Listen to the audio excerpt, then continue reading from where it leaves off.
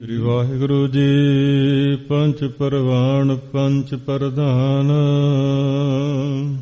ਵਾਹਿਗੁਰੂ ਜੀ ਕਾ ਖਾਲਸਾ ਵਾਹਿਗੁਰੂ ਜੀ ਕੀ ਫਤਿਹ। ਪਰਮ ਸਤਿਕਾਰਯੋਗ ਗੁਰੂ ਸਰੂਪ ਗੁਰੂ ਖਾਲਸਾ ਸਾਧ ਸੰਗਤ ਜੀ, ਗਰੀਬ ਨਿਵਾਸ ਸਤਿਗੁਰੂ ਦੀ ਮਹਾਨ ਕਿਰਪਾ ਜੋ ਲੜੀਵਾਰ ਕਥਾ ਚੱਲ ਰਹੀ ਹੈ ਤੇ ਅੱਜ 16ਵੀਂ ਪੌੜੀ ਆਰੰਭ ਹੋ ਰਹੀ ਹੈ ਤੇ ਪਿਛੇ ਸਿੱਧਾਂ ਦੇ ਪ੍ਰਸ਼ਨ ਜਿਹੜੇ ਸਨ ਉਹਨਾਂ ਦੇ ਅਨੁਸਾਰ ਸਰਵਣ ਦੀਆਂ 4 ਪੌੜੀਆਂ, ਮੰਨਣ ਦੀਆਂ 4 ਪੌੜੀਆਂ, ਸਰਵਣ ਮੰਨਣ ਤੇ ਨਿਧਿਆਸਨ। ਹੁਣ ਨਿਧਿਆਸਨ ਦੀ ਪੌੜੀ ਸ਼ੁਰੂ ਹੋਈ ਹੈ। ਸਿੱਧਾਂ ਦਾ ਪ੍ਰਸ਼ਨ ਹੈ ਕਿ ਜਿਵੇਂ ਆਪ ਜੀ ਨੇ ਸਰਵਣ ਮੰਨਣ ਦੀ ਵਿਚਾਰ ਸਾਨੂੰ ਦੱਸੀ ਹੈ, ਆਪ ਨਿਧਿਆਸਨ ਦਾ ਜਿਹੜਾ ਸਾਧਨ ਹੈ ਉਹਦਾ ਵਿਸ਼ਾ ਦੱਸੋ। ਨਿਧਿਆਸਨ ਦਾ ਵਿਸ਼ਾ ਕੀ ਹੈ ਔਰ ਨਿਧਿਆਸਨ ਦਾ ਸਰੂਪ ਕੀ ਹੈ, ਨਿਰਧਿਆਸਨ ਦਾ ਫਲ ਕੀ ਹੈ। ਤੇ ਨਿਰਧਿਆਸਨ ਦੀ ਇਹ ਵਿਆਖਿਆ ਆਪ ਜੀ ਕਰੋ। ਤੇ ਇੱਕ ਨਾਲ ਇਹਦੇ ਇੱਕ ਹੋਰ ਪ੍ਰਸ਼ਨ ਕੀਤਾ ਕਿ ਜਿਹੜੇ ਬੰਦਗੀ ਵਾਲੇ ਮਹਾਂਪੁਰਸ਼ ਹਨ ਉਹਨਾਂ ਦੀ ਵਿਵਸਥਾ ਵੀ ਕਥਨ ਕਰੋ, ਉਹਨਾਂ ਦੀ ਕਿਸ ਪ੍ਰਕਾਰ ਦੀ ਹੈ। ਤੇ ਸਤਿਗੁਰੂ ਮਹਾਰਾਜ ਸਾਹਿਬ ਜੀ ਫਿਰ ਉੱਤਰ ਵਿੱਚ ਇਹ ਪੌੜੀ ਉਚਾਰਨ ਕਰਦੇ ਹਨ। ਸੁਣੋ ਜੀ। ਸ੍ਰੀ ਵਾਹਿਗੁਰੂ ਜੀ। ਪੰਚ ਪਰਵਾਣ ਪੰਚ ਪ੍ਰਧਾਨ। ਮਹਾਰਾਜ ਸਾਹਿਬ ਕਹਿੰਦੇ ਨੇ ਕਿ ਸਿੱਧੋ ਪਹਿਲਾਂ ਮਹਾਂਪੁਰਸ਼ਾਂ ਦੇ ਬਾਰੇ ਆਪ ਜੀ ਨੂੰ ਦੱਸਦੇ ਹਾਂ। ਪੰਜ ਸ੍ਰੇਸ਼ਟ ਦਾ ਨਾਮ ਹੁੰਦਾ ਹੈ। ਜਿਹੜੇ ਪੰਜ ਸ੍ਰੇਸ਼ਟ ਸੰਤ ਭਗਤ ਗੁਰਮੁਖ ਹਨ ਉਹ ਇਸ ਲੋਕ ਦੇ ਵਿੱਚ ਵੀ ਪ੍ਰਵਾਨ ਕੀਏ ਪ੍ਰਵਾਨਿਕ ਮੰਨੇ ਜਾਂਦੇ ਨੇ। ਉਹ ਪੰਜ ਸ੍ਰੇਸ਼ਟ ਸੰਤ ਜਨ ਪਰਲੋਕ ਦੇ ਅੰਦਰ ਪ੍ਰਧਾਨ ਕੀਏ ਮੁਖੀ ਮੰਨੇ ਜਾਂਦੇ ਆ, ਕਿਉਂਕਿ ਉਹਨਾਂ ਨੇ ਬੰਦਗੀ ਕੀਤੀ ਹੈ। ਇਸ ਕਰਕੇ ਪਹਿਲਾਂ ਨਿਧਿਆਸਨ ਦੀ ਗੱਲ ਕਰਨ ਤੋਂ ਮਾਰੇ ਪਹਿਲਾਂ ਸਤਿਪੁਰਸ਼ਾਂ ਦੇ ਹੀ ਦੱਸਦੇ ਹਨ। ਪੰਚੈ ਪਾਵਹਿ ਦਰਗਹਿ ਮਾਨ। ਉਹ ਪੰਜੇ ਸ੍ਰੇਸ਼ਟ ਗੁਰਮੁਖ ਜਨ ਸੰਤ ਜਨ ਧਰਮਰਾਜ ਦੀ ਦਰਗਾਹ ਕੀਏ ਸਭਾ ਦੇ ਵਿੱਚ ਵੀ ਮਾਨ ਆਦਰ ਪਾਉਂਦੇ ਹਨ। ਤੇ ਉਹ ਜਿਹੜੇ ਦਰਗਾਹ ਤੋਂ ਭਾਵ ਜਿਹੜਾ ਧਰਮਰਾਜ ਦੀ ਕਚਹਿਰੀ ਲਾਓ, ਸੱਚਖੰਡ ਲਾਓ। ਨਾਨਕ ਧਰਮ ਐਸੇ ਚਵੈ ਕੀਤੋ ਪਵਨ ਪਨੀਤ। ਮਹਾਰਾਜ ਨੇ ਕਿਹਾ ਵੀ ਨਾਮ ਤੇ ਆਇਨ ਸਾਜਨਾ ਜਨਮ ਪਦਾਰਥ ਜੀਤ। ਨਾਨਕ ਧਰਮ ਐਸੇ ਚਵੈ ਕੀਤੋ ਪਵਨ ਪਨੀਤ। ਉਹਨਾਂ ਨੂੰ ਰੇਰੇ ਦਰਗਾਹ ਕਹੇ ਨਾ ਕਹੂ ਆਓ ਬੈਠ ਆਦਰ ਸੁਭ ਦੇਵ। ਗੁਰਮੁਖ ਨਾਮਦਾਨ ਇਸ਼ਨਾਨ ਗੁਰਮੁਖ ਲਾਗੈ ਸਹਿਜ ਧਿਆਨ। ਗੁਰਮੁਖ ਪਾਵੈ ਦਰਗਹਿ ਮਾਨ। ਇਸ ਕਰਕੇ ਪੰਚੇ ਪਾਵੈ ਦਰਗਹਿ ਮਾਨ ਜਿਹੜੇ ਇਹ ਵਿਚਾਰ ਸੀ ਤੇ ਇਹਦੇ ਵਿੱਚ ਰਾਜੇ ਜਨਕ ਦੇ ਪ੍ਰਮਾਣ ਹੁੰਦੇ ਆ। ਸਵਰਗ ਲੋਕ ਦੇ ਵਿੱਚ ਮਾਨ ਇੱਜ਼ਤ ਕਿਵੇਂ ਮਿਲਦੀ ਉਹਨਾਂ ਨੂੰ, ਸੁਰਖਰੂ ਹੋ ਕੇ ਕਿਵੇਂ ਜਾਂਦੇ ਨੇ। ਜਿੱਥੇ ਉਹ ਜਾਏ ਤਿੱਥੇ ਉਹ ਸੁਰਖਰੂ, ਉਸ ਦੇ ਮੂੰਹ ਡਿੱਠੇ ਸਭ ਪਾਪੀ ਤਰੀ ਹੈ, ਪਾਪੀ ਤਰ ਜਾਂਦੇ ਆ। ਸ੍ਰੇਸ਼ਟ ਸੰਤ ਭਗਤ ਜਨ ਇਸ ਲੋਕ ਦੇ ਵਿੱਚ ਪਰਲੋਕ ਦੇ ਵਿੱਚ ਮਾਣ ਪ੍ਰਾਪਤ ਕਰਦੇ। ਧਰਮਰਾਜ ਉਹਨਾਂ ਨੂੰ ਦਰਗਾਹ ਦੇ ਅੰਦਰ ਗਿਆ ਜਾਣ ਕੇ ਸਨਮਾਨ ਕਰਦਾ ਹੈ। ਤੇ ਜਿਸ ਤਰ੍ਹਾਂ ਪ੍ਰਾਣਾਂ ਦੇ ਅੰਦਰ ਗ੍ਰੰਥਾਂ ਦੇ ਅੰਦਰ ਮਹਾਰਾਜੇ ਜਨਕ ਦੀ ਵਿਚਾਰ ਆਉਂਦੀ ਹੈ ਕਿ ਮਹਾਰਾਜਾ ਜਨਕ ਨੂੰ ਉਹਦੀ ਅਵਸਥਾ ਦੇ ਆਧਾਰ ਤੇ ਗੰਧਰਵ ਲੋਕ ਦੇ ਸਭਾ ਦੇ ਵਿੱਚ ਮੁੱਖ ਮਹਿਮਾਨ ਦੀ ਤਰ੍ਹਾਂ ਸਨਮਾਨ ਦੇਣ ਵਾਸਤੇ ਸੱਦਿਆ। ਜਦੋਂ ਉਹਨੂੰ ਲੈਣ ਵਾਸਤੇ ਬੜੇ ਸਤਿਕਾਰ ਨਾਲ ਆਏ ਰਾਮਗਣ ਤੇ ਉਹ ਲੈ ਕੇ ਜਿਸ ਵੇਲੇ ਜਾ ਰਹੇ ਹੈ ਤੇ ਜਾਂਦੇ ਜਾਂਦੇ ਉਹਨੂੰ ਪੁੱਛਿਆ ਵੀ ਆਹ ਰਸਤਾ, ਕਹਿੰਦੇ ਜੀ ਤਾਂ ਨਰਕਾਂ ਨੂੰ ਜਾਂਦਾ। ਕਹਿੰਦੇ ਚਲੋ ਅੱਜ ਇਹ ਵੀ ਦੇਖ ਆਈਏ ਵੀ ਕਿਸ ਤਰ੍ਹਾਂ। ਉੱਥੇ ਗਏ 18 ਨਰਕਾਂ ਦੇ ਅੰਦਰ ਪਾਪੀ ਕਰਮ ਕਮਾਉਂਦੇ ਕਰਦੇ ਹਾਏ ਹਾਏ। ਹਾ ਕੁਰਲਾਕ ਸੁਣ ਕੇ ਰਾਜੇ ਦਾ ਮਨ ਦਰਬ ਗਿਆ।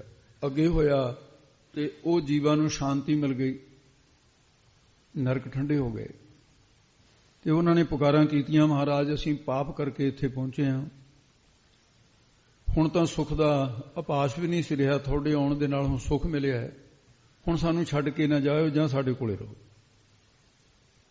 ਮਹਾਰਾਜਾ ਜਨਕ ਨੂੰ ਨਿਮਰਤਾ ਵਾਲਾ ਸੁਭਾਅ ਸੀ। ਉਹਨੂੰ ਧਰਮਰਾਜ ਦੇ ਦੂਤਾਂ ਨੂੰ ਕਹਿਣ ਲੱਗੇ ਗਣਾਂ ਨੂੰ ਵੀ ਤੁਸੀਂ ਜਾਓ, ਮੇਰਾ ਭਗਵਾਨ ਇੱਥੇ ਲੈ ਦੇ, ਚਲੇ ਜਾਓ, ਮੈਂ ਤਾਂ ਇੱਥੇ ਰਹੂੰ। ਹੁਣ ਜਾ ਕੇ ਧਰਮਰਾਜ ਨੂੰ ਦੱਸਿਆ ਜੀ ਉਹ ਤਾਂ ਰਸਤੇ ਵਿੱਚ ਧਰਮਰਾਜ ਨੱਠਿਆ ਆਇਆ ਨੰਗੇ ਪੈਰੀਂ, ਕਹਿਣਾ ਮਹਾਰਾਜ ਕੀ ਕਰਦੇ ਹੋ ਤੁਸੀਂ, ਤੁਹਾਡਾ ਤਾਂ ਇਹ ਮਾਰਗ ਹੀ ਨਹੀਂ ਸੀ, ਤੁਹਾਡਾ ਟਿਕਾਣਾ ਨਹੀਂ ਸੀ, ਤੁਸੀਂ ਉੱਥੇ ਚਲੋ ਗੰਧਰਪੁਰੀ ਜਾਣੇ। ਕਹਿੰਦੇ ਨਹੀਂ ਰਾਜਨ, ਧਰਮਰਾਜ ਇਹ ਜੀਵ ਇਹਨਾਂ ਦੀਆਂ ਪੁਕਾਰਾਂ ਸੁਣ ਕੇ ਮੈਂ ਸਾਰੀ ਜ਼ਿੰਦਗੀ ਮਾਤਲੋਕ ਦੇ ਵੀ ਜਿੱਥੇ ਨਿਆਂ ਕੀਤਾ ਹੈ, ਜਿਹੜਾ ਪੁਕਾਰ ਕਰਨ ਵਾਸਤੇ ਆਇਆ ਮੈਂ ਸੁਣਿਆ, ਹੁਣ ਇਹਨਾਂ ਦੀ ਪੁਕਾਰ ਸੁਣ ਕੇ ਮੈਂ ਜਾ ਨਹੀਂ ਸਕਦਾ, ਇਹਨਾਂ ਨੂੰ ਛੱਡ ਦੇ ਤਾਂ ਜਾਊਂ। ਕਹਿੰਦਾ ਜੀ ਮੈਂ ਛੱਡ ਨਹੀਂ ਸਕਦਾ, ਠਾਕਰ ਅਵਿਨਾਸੀ ਦਾ ਮੈਂ ਤਾਂ ਸੇਵਾਦਾਰ ਹਾਂ, ਮੈਂ ਕੋਈ ਮਾਲਕ ਥੋੜੀ ਹਾਂ।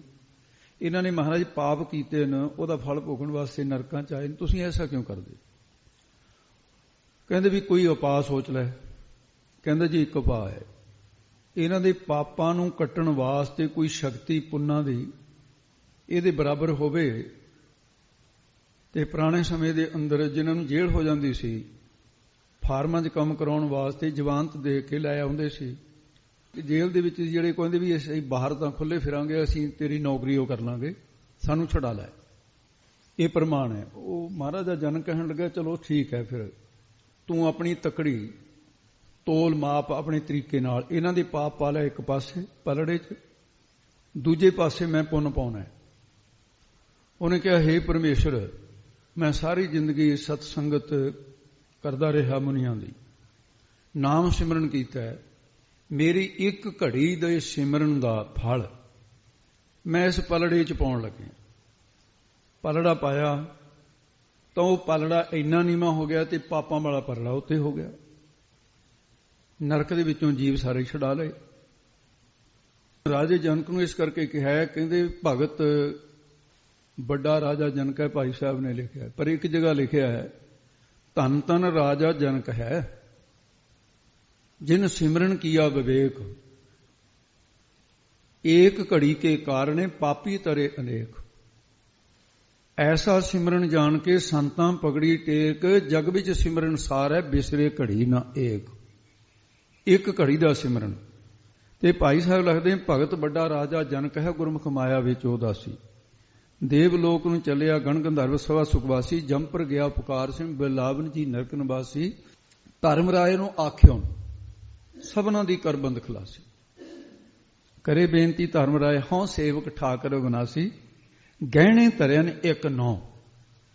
ਭਾਈ ਗੁਰਦਾਸ ਦੀ ਰਚਨਾ ਹੈ। ਗਹਿਣੇ ਧਰਿਆਨ ਇੱਕ ਨੌ, ਪਾਪਾਂ ਨਾਲ ਕਰੇ ਨਿਰਜਾਸੀ, ਪਾਸੰਗ ਪਾਪ ਨਾ ਪੁਜਨੀ, ਗੁਰਮੁਖ ਨੌ ਅਤੁਲ ਨਾ ਤੁਲਾਸੀ। ਨਰਕੋਂ ਛੁੱਟੇ ਜੀ ਜੰਤ, ਕੱਟੀ ਗਲਹੋਂ ਸਿਲਕ ਜਮ ਫਾਸੀ, ਮੁਗਤ ਜੁਗਤ ਨਾਵੇ ਕੀ ਦਾਸੀ। ਇਸ ਕਰਕੇ ਉਹ ਜਿਹੜੇ ਪੰਜ ਜਨ, ਪੰਚੇ ਸੋਹ ਦਰ ਰਾਜਾਨ, ਪੰਚੇ ਸੋਹੇ ਦਰ ਰਾਜਾਨ, ਉਹ ਧਰਮਰਾਜ ਜਿਹੜਾ ਰਾਜਿਆਂ ਮਹਾਰਾਜਿਆਂ ਨੂੰ ਵੀ ਡੰਨ ਦਿੰਦਾ, ਮਾਤਲੋਕ ਦੇ ਰਾਜਾਂ ਦਾ ਰਾਜਾ ਹੋਇਆ ਬੈਠਾ ਹੈ। ਤੇ ਉਹਦੀ ਸਭਾ ਦੇ ਵਿੱਚ ਪੰਜ ਜਨ ਸੰਤ ਜਨ ਸੁਭਾਏਮਾਨ ਹੁੰਦੇ ਨੇ, ਸੋਹੇ ਦਰ ਰਾਜਾਨ। ਅਥਵਾ ਇੱਥੇ ਮਾਤਲੋਕ ਦੇ ਵਿੱਚ ਦੇਖਦੇ ਹਾਂ ਸੰਤ ਜਨ ਰਾਜਿਆਂ ਦੀ ਸਭਾ ਵਿੱਚ ਕਿਵੇਂ ਸੁਭਾਏਮਾਨ ਹੁੰਦੇ। ਸੰਤਾਂ ਭਗਤਾਂ ਦਾ ਰਾਜਿਆਂ ਦੇ ਦਰਬਾਰ ਵਿੱਚ, ਜਿਵੇਂ ਸੰਤ ਬਾਬਾ ਅਤਰ ਸਿੰਘ ਜੀ ਦਾ ਹੀ ਲਾਓ, ਤੇ ਮਸਤੂਆਂ ਵਾਲੇ ਮਹਾਂਪੁਰਸ਼ ਮਹਾਰਾਜਾ ਜੀਂਦ, ਮਹਾਰਾਜਾ ਸੰਗਰੂਰ, ਮਹਾਰਾਜਾ ਕੈਂਥਲ ਤੇ ਮਹਾਰਾਜਾ ਪਟਿਆਲਾ, ਮਹਾਰਾਜਾ ਨਾਭਾ, ਕਿਹੜਾ ਰਾਜਾ ਸਿੱਖ ਰਿਆਸਤਾਂ ਦਾ, ਮਹਾਰਾਜਾ ਫਰੀਦਕੋਟ, ਇਹ ਸਾਰਿਆਂ ਦੇ ਦਰਬਾਰ 'ਚ ਸੰਤ ਮਹਾਂਪੁਰਸ਼ਾਂ ਨੂੰ ਇੱਕ ਉੱਚਾ ਸਥਾਨ ਮਿਲਦਾ ਸੀ। ਜਰ ਪੰਚਮ ਦੇ ਵੇਲੇ ਸਭ ਤੋਂ ਵੱਡਾ ਸਨਮਾਨ ਮਹਾਂਪੁਰਖਾਂ ਨੂੰ ਮਿਲਿਆ। ਇਸ ਕਰਕੇ ਪੰਚੇ ਸੋਹੇ ਦਰ ਰਾਜਾਨ। ਤੇ ਰਾਜਿਆਂ ਦੇ ਦਰਬਾਰਾਂ ਦੇ ਅੰਦਰ ਵੀ ਉਹ ਪੰਜ ਜਨ ਜਾਂ ਪੰਜੇ ਸ੍ਰੇਸ਼ਟ ਜਨ, ਰਾਜਿਆਂ ਦਾ ਵੀ ਰਾਜੇ ਵਿਸ਼ਨੂੰ ਭਗਵਾਨ ਜੀ ਨੂੰ ਮੰਨਿਆ, ਉਹਦੀ ਵੈਕੁੰਠ ਵਿੱਚ ਸੋਭਨੀਕ ਹੁੰਦੇ ਨੇ। ਵਿਸ਼ਨੂੰ ਦੇ ਦਰ ਵੈਕੁੰਠ ਧਾਮ ਦੇ ਵਿੱਚ ਰਾਜਾ ਵਾਂਗੂ ਸ਼ੋਭਾ ਪਾਉਂਦੇ ਨੇ। ਕਾਰਨ ਕੀ ਹੈ? ਪਾਤਸ਼ਾਹੀ ਭਗਤ ਜਨਾਂ ਕੋ ਦਿੱਤੀਆਂ ਨਾ, ਸਿਰ ਛਤ ਸੱਚਾ ਹਰ ਬਣਾਏ। ਇਹ ਵਾਹਿਗੁਰੂ ਪਰਮੇਸ਼ਰ ਨੇ ਉਹਨਾਂ ਨੂੰ ਸਿਰ ਦੇ ਉੱਤੇ ਛਤਰ ਬਣਾਇਆ ਹੈ। ਪੰਚਾਂ ਕਾ ਗੁਰ ਏਕ ਧਿਆਨ, ਉਹਨਾਂ ਪੰਚਾਂ ਸ੍ਰੇਸ਼ਟ ਸੰਤ ਜਨਾਂ ਦਾ ਹਰ ਵੇਲੇ ਏਕ ਕੀ ਇੱਕ ਵਾਹਿਗੁਰੂ ਪਰਮੇਸ਼ਰ ਦੇ ਵਿੱਚ ਹੀ ਧਿਆਨ ਜੁੜਿਆ ਰਹਿੰਦਾ ਹੈ। ਵਾਹਿਗੁਰੂ ਦੇ ਚਰਨਾਂ ਕਮਲੇ ਜੁੜੇ ਰਹਿੰਦੇ ਨੇ। ਇੱਕ ਅਦਵੈਤ ਸਰੂਪ ਗੁਰਨਾਮ ਚੇਤਨ ਦਾ ਹੈ, ਉਹ ਚੇਤਨ ਬ੍ਰਹਮ ਦਾ ਹੀ ਧਿਆਨ ਕਰਦੇ ਨੇ। ਜੇਤਾ ਪੇਖਣ ਤੇਤਾ ਧਿਆਨ, ਤੇ ਇੱਥੇ ਆ ਕੇ ਫਿਰ ਮਹਾਰਾਜ ਨੇ ਸੰਤਾਂ ਦੀ ਗੱਲ ਕਰਦਿਆਂ ਤੇ ਉਹਨਾਂ ਨੂੰ ਕਹਿ ਦਿੱਤਾ ਵੀ ਸਿੱਧੋ ਇਹ ਨਿਧਿਆਸਨ ਦਾ ਵਿਸ਼ਾ ਕਥਨ ਕਰਦਾ ਸੀ। ਜਿਨ੍ਹਾਂ ਨੇ ਮੰਨਣ ਕੀਤਾ, ਪਹਿਲਾਂ ਸਰਵਣ ਕੀਤਾ ਸੀ, ਫਿਰ ਮੰਨਣ ਕੀਤਾ, ਇਹ ਫਿਰ ਨਿਧਿਆਸਨ ਦਾ ਵਿਸ਼ਾ ਹੈ ਜਿਹੜਾ ਤੁਹਾਨੂੰ ਕਥਨ ਕਰਕੇ ਦੱਸਿਆ ਹੈ। ਫਿਰ ਸਿੱਧਾ ਨੇ ਕਿਹਾ ਕਿ ਆਪ ਨਿਧਿਆਸਨ ਦੇ ਸਰੂਪ ਬਾਰੇ ਵੀ ਕਥਨ ਕਰੋ। ਫਿਰ ਇਹ ਤਾਂ ਨਿਧਿਆਸਨ ਦਾ ਵਿਸ਼ਾ ਕਥਨ ਕੀਤਾ ਹੈ। ਮਹਾਰਾਜ ਫਿਰ ਇਹਨਾਂ ਤੁਕਾਂ ਦਾ ਕਈ ਅਰਥ ਹੋਣਗੇ, ਦੁਬਾਰੇ ਫਿਰ ਇਹੀ ਤੁਕ ਬੋਲੋ ਜੀ ਉੱਪਰੋਂ। ਪੰਜ ਪ੍ਰਵਾਣ ਪੰਚ ਪ੍ਰਧਾਨ, ਇਹ ਧਿਆਨ ਰੱਖਣਾ ਹੈ। ਤੇ ਅੱਜ ਦੀ ਕਥਾ ਤਪੱਸਿਆ ਤੋਂ ਕਮ ਨਹੀਂ ਹੈ। ਮੂਲ ਮੰਤਰ ਦੇ ਵਿੱਚ ਆਪਣੀ ਸਾਰਿਆਂ ਦੀ ਸੁਰਤ ਨੂੰ ਬੜੀ ਕਠਿਨਾਈ ਆਈ ਹੋਗੀ, ਕਿਉਂਕਿ ਪਦ ਪਦਾਰਥ ਹੈ। ਔਰ ਨਾਲ ਇਹ ਹੈ ਵੀ ਜਿਨ੍ਹਾਂ ਨੇ ਵਿਚਾਰ ਸਾਗਰ ਪੜ੍ਹਿਆ ਹੈ, ਮੋਕਸ਼ ਪੰਥ ਪੜ੍ਹਿਆ ਹੈ, ਪੰਜਵੀਂ ਰੁੱਤ ਧਿਆਨ ਨਾਲ ਪੜ੍ਹੀ ਹੈ, ਉਹਨਾਂ ਵਾਸਤੇ ਖੁਸ਼ੀ ਦੇ ਖੇੜੇ ਦੀ ਗੱਲ ਬਣ ਜਾਂਦੀ ਹੈ ਇਹੀ ਕਥਾ। ਇਹ ਬੜੀ ਆਨੰਦਦਾਇਕ ਹੈ। ਤੋ ਇਸ ਕਰਕੇ ਸਬਰ ਧਾਰ ਕੇ ਸੁਣਨਾ ਹੈ। ਕਥਾ ਦਾ ਮਹਾਤਮ ਤਾਂ ਰਹੇਗਾ ਕੋਲ, ਜਿੰਨੀ ਸਮਝ ਆਉਂਦੀ ਹੈ ਉਨੀ ਜ਼ਿੰਦਗੀ। ਜਿੱਦਣ ਵਿਚਾਰ ਸਾਗਰ ਪੜ੍ਹ ਲਓਗੇ, ਮੋਕਸ਼ ਪੰਥ ਪੜ੍ਹ ਲਓਗੇ, ਪੰਜਵੀਂ ਰੁੱਤ ਪੜ੍ਹ ਲਓਗੇ, ਫਿਰ ਬਰੀਕ ਤੋਂ ਬਰੀਕ ਜਿਹੜੇ ਵਿਧਾਨ ਦੀਆਂ ਗੱਲਾਂ ਅੱਜ ਆਉਣੀਆਂ ਹਨ ਉਹ ਵੀ ਥੋੜੇ ਸਮਝ ਆਉਣਗੀਆਂ। ਤੋ ਇਸ ਕਰਕੇ ਸਕੂਲ ਵਿੱਚ ਜਾ ਕੇ ਕਦੇ ਬੱਚੇ ਨੂੰ ਉਦਾਸ ਨਹੀਂ ਹੋਣਾ ਚਾਹੀਦਾ ਵੀ ਜੋ ਇਸ ਵੇਲੇ ਅਧਿਆਪਕ ਕਹਿ ਰਿਹਾ ਹੈ ਇਹ ਸਵਾਲ ਮੇਰੇ ਸਮਝ ਨਹੀਂ ਆ ਰਿਹਾ, ਮੈਂ ਕੀ ਕਰੂੰਗਾ। ਬਦਲ ਨਹੀਂ ਹੋਣਾ ਚਾਹੀਦਾ। ਜਮਾਤਾਂ ਨਾ ਪਹਿਲੀ ਦੂਜੀ ਤੀਜੀ ਕਲਾਸ ਹੌਲੀ ਹੌਲੀ ਇਹ ਤਰ੍ਹਾਂ ਪਦ ਪੜ੍ਹ ਰਹੀ ਆ, ਚੜ੍ਹਿਆ ਹੋਇਆ ਕੀ। ਤੋ ਇਸ ਕਰਕੇ ਮਹਾਰਾਜ ਸਾਹਿਬ ਜੀ ਹੁਣ ਨਿਧਿਆਸਨ ਦਾ ਜਿਹੜਾ ਉਹਨਾਂ ਨੇ ਕਿਹਾ ਵੀ ਤੁਸੀਂ ਵਿਸ਼ਾ ਦਾ ਕਥਨ ਕਰ ਦਿੱਤਾ, ਸਰੂਪ ਕਥਨ ਕਰੋ। ਤਾਂ ਹੁਣ ਦੂਜੇ ਅਰਥ ਕਹਿੰਦੇ ਪੰਜ ਪ੍ਰਵਾਣ ਪੰਜ ਪ੍ਰਧਾਨ। ਇੱਥੋਂ ਹੁਣ ਅਰਥ ਗਹਿਰੇ ਉਤਰਨਗੇ।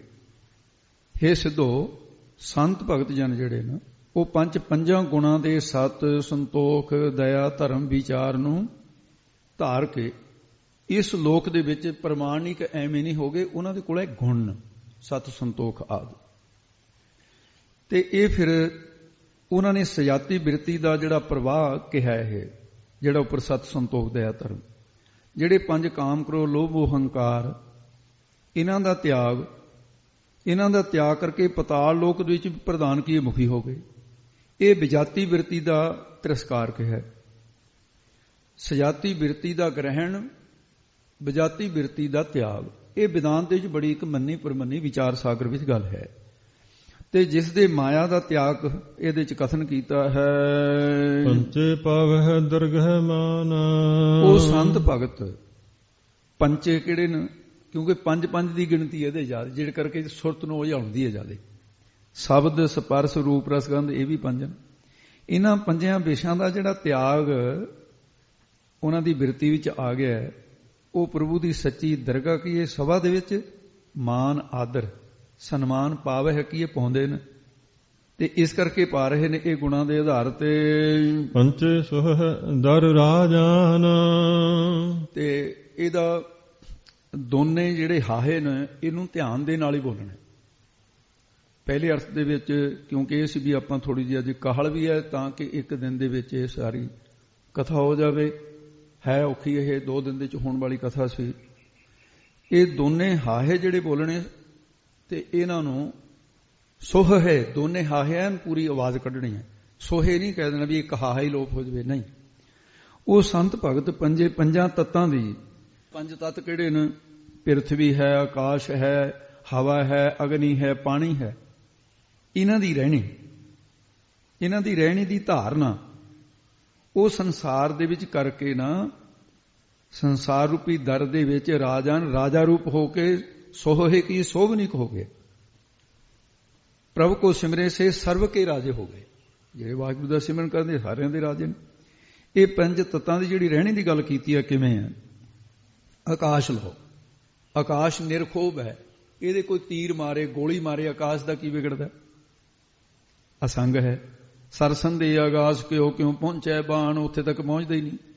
ਇਹਦੇ ਚੋਂ ਨਿਰਭੋਗਤਾ ਦਾ ਉਹਨਾਂ ਨੇ ਗੁਣ ਲੈ ਲਿਆ। ਕਿਸੇ ਦਾ ਤੀਰ ਦੀ ਤਰ੍ਹਾਂ ਨਿੰਦਿਆ ਦਾ, ਅਪਮਾਨ ਦਾ ਸ਼ਬਦ ਉਹਨਾਂ ਨੂੰ ਬੋਲਿਆ। ਉਹ ਆਕਾਸ਼ ਦੀ ਤਰ੍ਹਾਂ ਨਿਰਲੇਪ ਰਹਿੰਦੇ ਨੇ, ਅਸੰਗ ਰਹਿੰਦੇ ਨੇ, ਮਾਇਆ ਦੇ ਵਿੱਚ ਲਿਪਾਇਮਾਨ ਨਹੀਂ ਹੁੰਦੇ। ਤੇ ਧਰਤੀ ਦੇ ਵਿੱਚ ਕੀ ਹੈ ਗੁਣ? ਧੀਰਜਤਾ ਦਾ, ਖਿਮਾ ਦਾ ਗੁਣ ਹੈ। ਬ੍ਰਹਮ ਗਿਆਨੀ ਕੈ ਧੀਰਜ ਏਕ, ਜਿਉ ਬਸਦਾ ਕੋ ਖੋਦੈ ਕੋ ਚੰਦਨ ਲੇਪ। ਇਹ ਗੁਣ ਜਿਹੜੇ ਧਾਰਨ ਕੀਤੇ ਨੇ ਉਹਨਾਂ ਨੂੰ ਇੱਕ ਇੱਕ ਪ੍ਰਮਾਣ ਦੇ ਨਾਲ, ਗੁਰਬਾਣੀ ਦੀ ਪ੍ਰਮਾਣ ਦੀ ਮੋਹਰ ਲਾ ਕੇ ਵੀ ਹਾਂ ਗੁਰਬਾਣੀ ਇਹਨੂੰ ਇਸ ਤਰ੍ਹਾਂ ਮੰਨਦੀ ਹੈ। ਹੁਣ ਪਾਣੀ ਦੇ ਵਿੱਚ ਜਿਹੜਾ ਗੁਣ ਲਿਆ ਨਿਰਮਲ ਰਹਿਣ ਦਾ ਹੈ, ਮੈਲ ਤੋਂ ਰਹਿਤ ਹੈ, ਤੇ ਆਪਣੇ ਮਨ ਨੂੰ ਨਿਰਮਲ ਕਰ ਰੱਖਣਾ। ਬ੍ਰਹਮ ਗਿਆਨੀ ਨਿਰਮਲ ਤੇ ਨਿਰਮਲਾ, ਜੈਸੇ ਮੈਲ ਨਾ ਲਾਗੈ ਜਲਾ। ਐ ਨਿਰਮਲਤਾ ਹੀ ਰੱਖਣੀ, ਪਾਪਾਂ 'ਚ ਮੈਲਾ ਨਹੀਂ ਹੋਣ ਦੇਣਾ। ਅਗਨੀ ਦੇ ਵਿੱਚੋਂ ਕੀ ਧਾਰਨ ਕੀਤਾ ਹੈ?